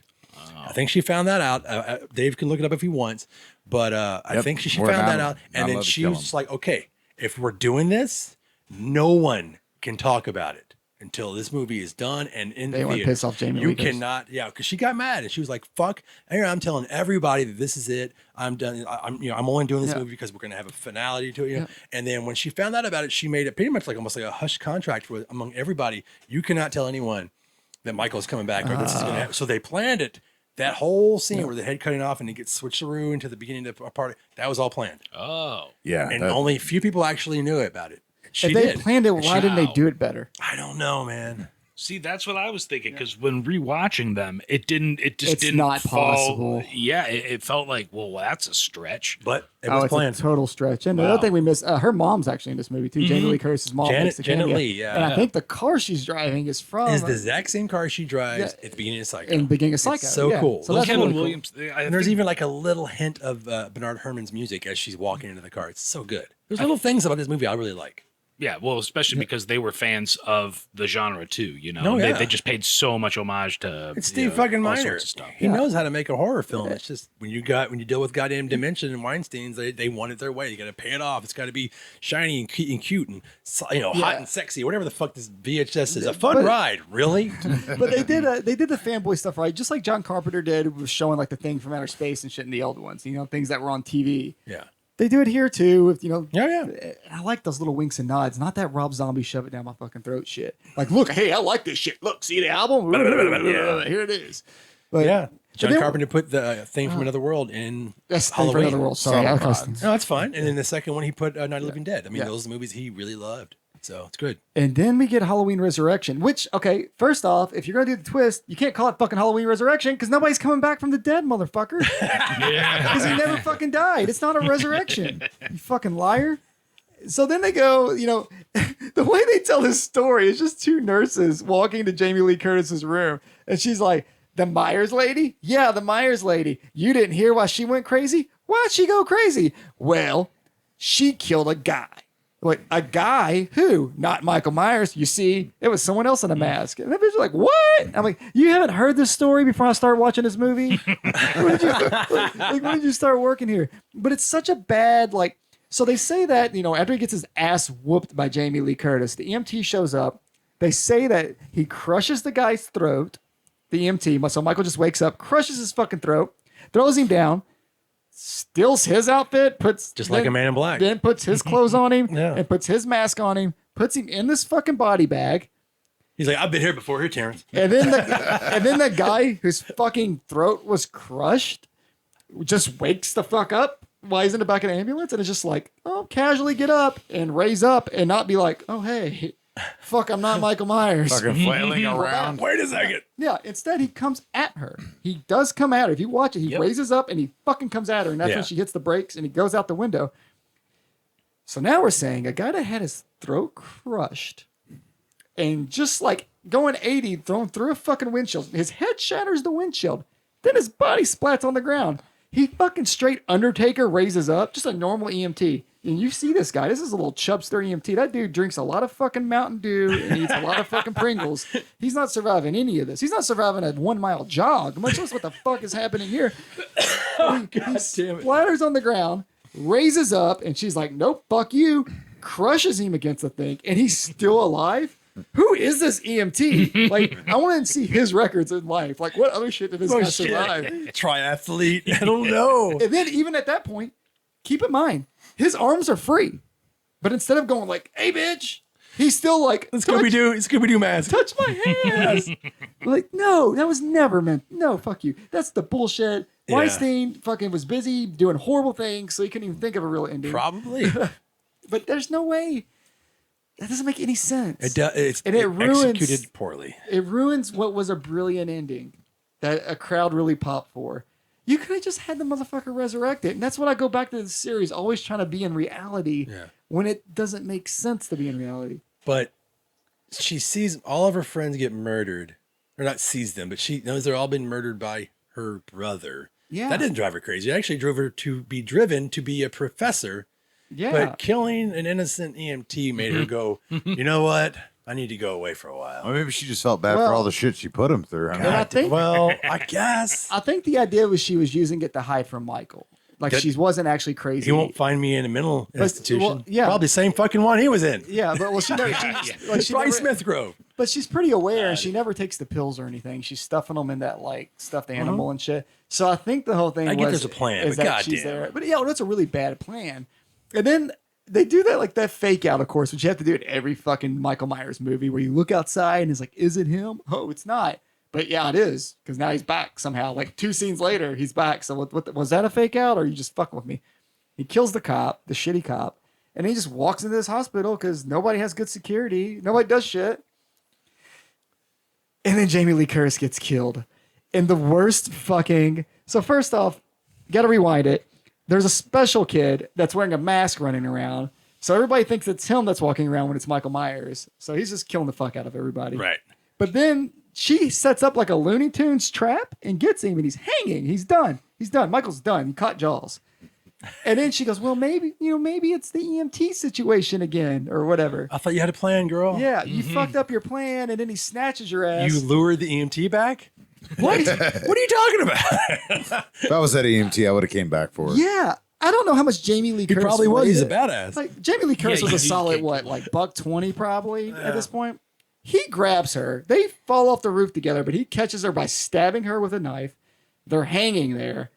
He's holding onto the roof with 2 fingers. They pan out and show that. There's one arm, and it's just 2 fingers holding onto this roof. We've already While this established lady- she's got a monster grip. Go on. How is he doing that, though? That's ridiculous. He's Michael Myers. 2 baby. fingers? It's the same 2 fingers he used to pull himself up from the truck. And Oh, yeah, because he and- had a knife in the other hand. Shut Jamie, the fuck up. Jamie God Lloyd damn got it. fingered by those 2 fingers. Oh, It did we just happen. got banned from everywhere. It happened. They talk about it. I'm not saying I'm I mean, okay with obviously, you it. can make babies. I'm not saying it's okay. I'm saying it happened. Let's fast forward to the real stupidity shit. And trick or treat, motherfucker. This is actually directed by the same guy who directed Halloween 2. Oh yeah, Michael Myers is like 3 foot taller than that paramedic. Yeah, no shit, right? There's so much. Okay. Rick Rosenthal. Holy, Rick Rosenthal. They thought it'd be a good idea to get the guy who made the good sequel back. And his idea was to make it updated with the internet. So Let's go. Let's talk about this bullshit. okay, the 'Cause that's what young people want. The execution internet. sucks, but I do like the idea of some of like the point of view camera angles and shit like that, especially for that time. I thought it was a Ghost hunting decent idea. shows and all that shit was great. Yeah. But it's so bad because essentially it was like 5 characters invited to this house, like Big Brother style, where Busta Rhymes and Tyra Banks are making this reality show. You like one Danger of them. You like Tainment. one character. Danger You're Tainment. supposed to like one Yeah. character and you do. To scare the shit fuck? out of all of them. And like you got like this guy that like is like the cool guy wearing leather. He's like, I'm just here to fuck. And you got American Pie guy who's just there to fuck, but he's the jock. And then you got like the couple girls. I think there might be one other dude I'm just leaving out for There's some the reason. black guy, Derek. Oh fuck! It's actually Derek Luke, right? Yeah, he's actually really good. He's one of the better characters, actually. Yeah. So yeah, he was actually decent. And then you got the girls. And then on the other end, you got the main girl's best friend is watching the live show from a Halloween party. And Decker. I've been to a lot of parties in Yeah. my life. I don't give a fuck what's on the TV. Nobody's gonna watch the TV for more than like 5 to 6 He minutes. gets the entire You household. get the entire party of these teenagers that are high, drunk, and trying to fuck to watch like blurry cameras. Tyra Banks and Busta Rhymes. That's bad because it's 90% blurry cameras, right? Like there's not like constant kills happening. Mike like stab, stab, stab, stab. Right. Just appears out of nowhere and just starts stabbing people. Yeah. Well, So and you got to remember he's been doing the that for quality 7 of sequels. video and the speed of the internet was Yeah. not Oh, up to where it was. yeah, I can imagine because I remember watching porn back then. It's like just past what? dial up. Yeah, just past that. Yeah. 56K. Right. I like the Halloween story, the Halloween party aspect. I liked how they dressed up like, Jules and Samuel Jackson. I loved there's like little things I in think this I film wanted like. him to end up there. I think I wanted him for some reason to end up at the Halloween party. Yeah. I don't need a reason. Michael Myers gets another cool car. I just like mass murder.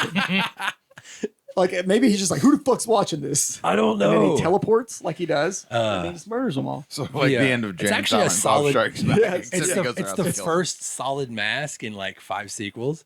The mask isn't bad. At least it's the same one. The concept It's is most similar, yeah. Yeah. The discovery in the house is super annoying about an hour into it where they discover that Michael's been living there apparently for 20 something years. They're Well, like, it's "He's been all set up living to make here." it look like it's abandoned and all this all these things are But set up with there's the the- baby seat and all this Yeah. crap. But then there's the basement like under the house where they say Michael's actually been living. Yeah, that comes do that- at the end of the film. That yeah. weird reveal. Yeah, that feels like an hour long. Yeah.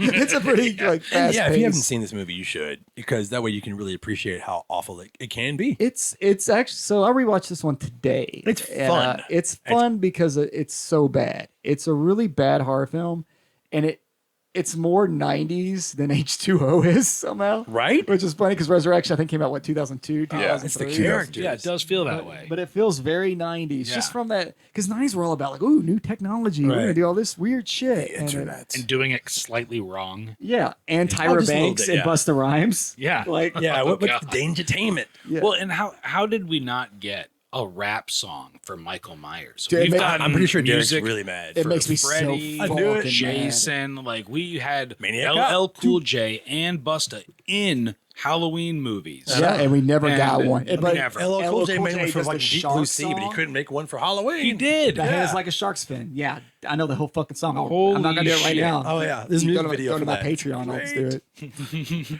Yeah, no, he did it for Deep Blue Sea, and you would think having Busta and LL Cool J doing these films that would have, or fuck, get Tyra Banks to rap. I don't give a fuck. I don't think Dude, it's and what's it's not funny- too late. Get Thomas, Actually- Thomas Ian Nichols plays music. I actually you know? liked Busta Rhymes' character up until the end. his dialogue's fine. I just his character. I'm like, oh man, I like Yeah, Busta he just Rhymes. seemed like a likable, like a regular dude that was making a show. I like. He's a complete douchebag on purpose. Like when he talks to him Yeah. doing the show, she's like the linchpin and everything. He's like, yes. I don't understand why Love that character. Michael doesn't kill him when they meet face to face and they're alone though, Mm. because he just runs right into him and Busta's like, "Hey man, you're ruining my shit.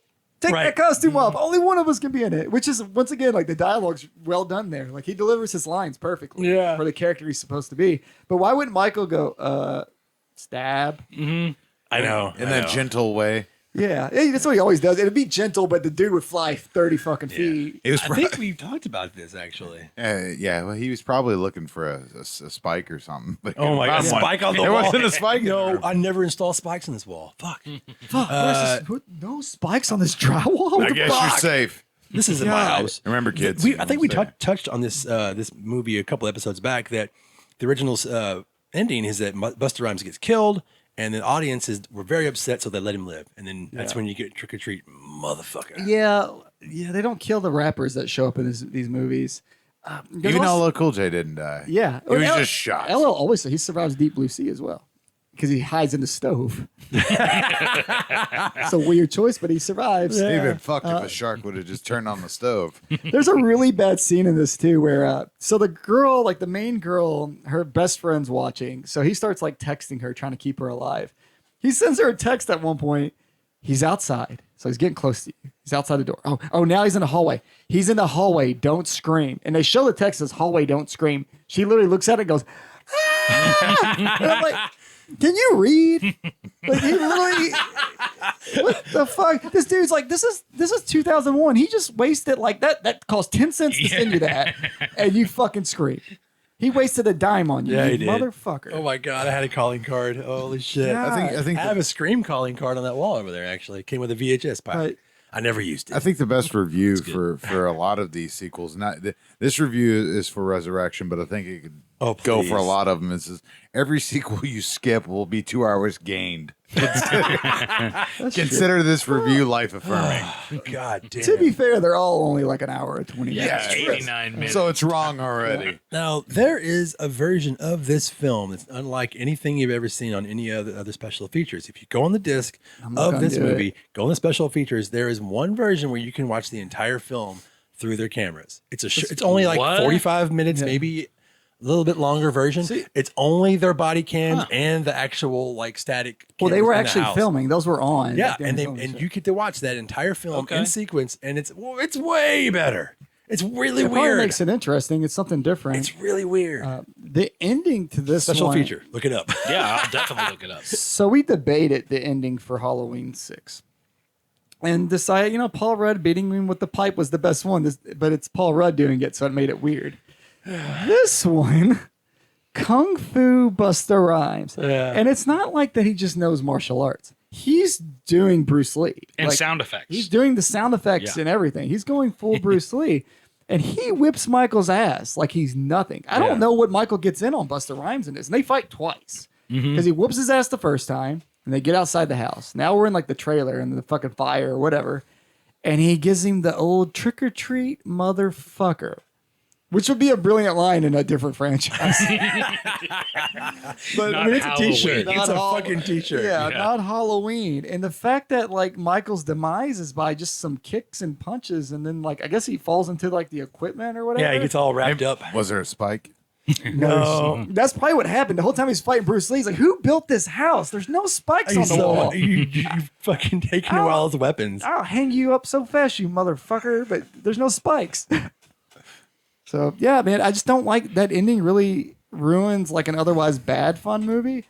Then it takes it because this is the end. This is it as far as like this timeline with this franchise goes. Yeah. So the ending is legitimately Busta Rhymes ends Michael Myers. What was the original? I don't think I've ever seen it. Because if he died, then he didn't get back to win. Yeah. What? I don't think I've ever seen that special feature. I could be wrong. I don't know. The boyfriend guy that's texting probably Decker? fucking text a bomb to her or something. Yeah, Decker shows up and he's like, looks like John Travolta. From Fucking Pulp Fiction. Thorne comes back. Is like, I don't know, but I don't think I Throw have some rocks at him. ever seen the original ending before. Is it real though? Was it actually filmed? I don't see anything. It had to about be it. because it's like a test screening. And they were like, Yeah. people were upset because And you're sure it's not just like a rumor thing that hit the internet. Shit, I don't know, man. It's the world we live in. Who knows? I know. Fake news, baby. Yeah, I mean, it's just like that rumor that the producer's cut's good. People lie. Well, let's skip all But into we that. Well, I think everyone also likes to be like, oh, wait, you haven't seen the producer's cut? Oh, you need to see it just to have that edge. Oh, yeah. And then It's when a the one-upper person says, story. dude, I watched it, it sucked. They're like, oh, yeah, I guess it wasn't that great. But it was still better than the original, right? Yes. No. Oh yeah, that's I mean, I all. still got you to see the that remake, right? Or It's the always- producer's cut. Jesus. Well, I mean, what other movie have we ever had a producer's cut of? Right. Usually it's the director's cut, but the director's Well- version got the. That's what came out. Yeah. I was going to say, was it the producers or the director's cut of Little Shop of Horrors that got released? Oh, it's Because fucking that- awesome. We talked about that a couple Yeah, that's episodes got ago. the greatest ending ever. It's so fucked. And, well, and it's a perfect ending to that movie. Yeah. Like, you know, I hadn't seen it, but But is it called a the few direct- years ago? was it called directors or producers? I don't I'm remember. not sure. I really I'm don't know. not I got sure. it upstairs. But I mean, every so often that is the case. I mean, look at fucking the Highlander series. I believe the original director's cut of Blade Runner was actually did not include Ridley Scott's input because he didn't have time. He was doing something else. So then they released it to theaters. Everyone went and saw it. He was like, okay, thanks. But you know what? I'm going to make my own cut. And they allowed him to do 4 more cuts. Okay. Well, to wrap So, this yeah. up, since we I went don't through know. all like the Halloweens and we can't cover all of Blade Runner, Yeah. let's all. I just Let's want get to this one. Just pick your favorite Halloween, but you can't pick 1 or 2. You Yeah. can't choose 1 or 2, and 3 doesn't count because it's not part of this discussion. We're talking about the Michael Myers, the Yeah. first like We're not- the we're not talking 7 about Michael Rob Myers Zombies. movies. We're not talking no about Rob the Zombies, no newest reboot. What would you pick as your favorite one out of all those? If you Yeah. couldn't pick 1 and 2, because I just consider those connected together, 3 is not part of this. You got to pick one of the so-called bad sequels. So you got I'm going to go with 4. Easy. 4 for sure. Easy. C4 is going to be it for me. I mean, it is. Yeah, I'm on Hey. 4 too. That sucks, man. yeah, man. Unfortunately, I was going to say it would probably be 4, but that's also because it was Yeah. start of it started in my childhood. But man, H2O is still kind of on the fence. Like I can liked still I still consider that part of like the original Halloween Yeah. stories. And I think for a lot of us, that's the first one we saw in the movies. I mean, at least for me and people in my age range, especially. I saw part 4. So, yeah. yeah, I mean, that's probably why I still kind of like H2O, but mainly for that ending because it always takes me back to sitting in the theater with my little birthday group and the whole fucking crowd just goes nuts when that happened. And they kind of fucked it up with Resurrection, but I can't believe we just sat and we watched all these, or at least I did this Yeah, last same. week. And it was fun. I mean, it's fun like going back to some of these that I haven't watched since I was a kid. Yeah. Because I mean, I know what happens. I just, We know what happens. Yeah. you know, it's just sometimes you forget little things, or you forget how goofy the storyline is, or you forget how deep they try to be with this Thorn shit. You forget how creepy Paul Rudd was. You forget how crazy. I have Thanos is. never how forgotten good- how creepy Paul Rudd or is. those Benny Hill sound effects. And those Benny Hill sound What the effects, fuck? which I'm I so don't glad you knew understand. about that because that fucking bothers me. Are you still. forget Nobody how ever good mentions they're not. Like how wow, that really wasn't as good as I remember it being.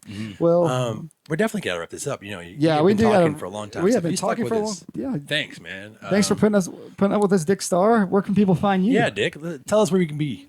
You can find me dickstar.net, and that's Dickstar with 2 R's. Or you can find me on Facebook, Instagram. I'm Dorky Star. Yeah. And that's pretty much that's about Yeah. all I do. Dude's got some cool art. And if Amazing art. He's got the Louisville vegan gimmick too, with the jerky. Yes, Yeah. yes. Louisville Vegan Jerky. Check it out. I mean, I'm not a vegan. I try to to eat as much vegetarian as I can, but man, it's really good. And we've got a lot of really awesome flavors and stuff. I should have brought some bags. I have not been brought to a bag of candy? warehouse It's in a so while. fucking good. I'm not vegan, and I fucking devour that shit anytime I get some from him. I'm going to let Dave wrap us up tonight. All right. You can find us on YouTube, like and subscribe. You can also find us on Apple iTunes, Google Podcast, Anchor FM, Castbox, Spotify, TuneIn, Overcast, Podcast Addict, Radio Public, Pocket Cast, and Breaker. Yay! Sublime director. See, he didn't Sublime trip over his lines Are one. you guys on LinkedIn? Yeah, not yet. We should be. We're not hiring. Fuck off. Yeah. All right. Thanks, everybody. We're getting out of here. We're going.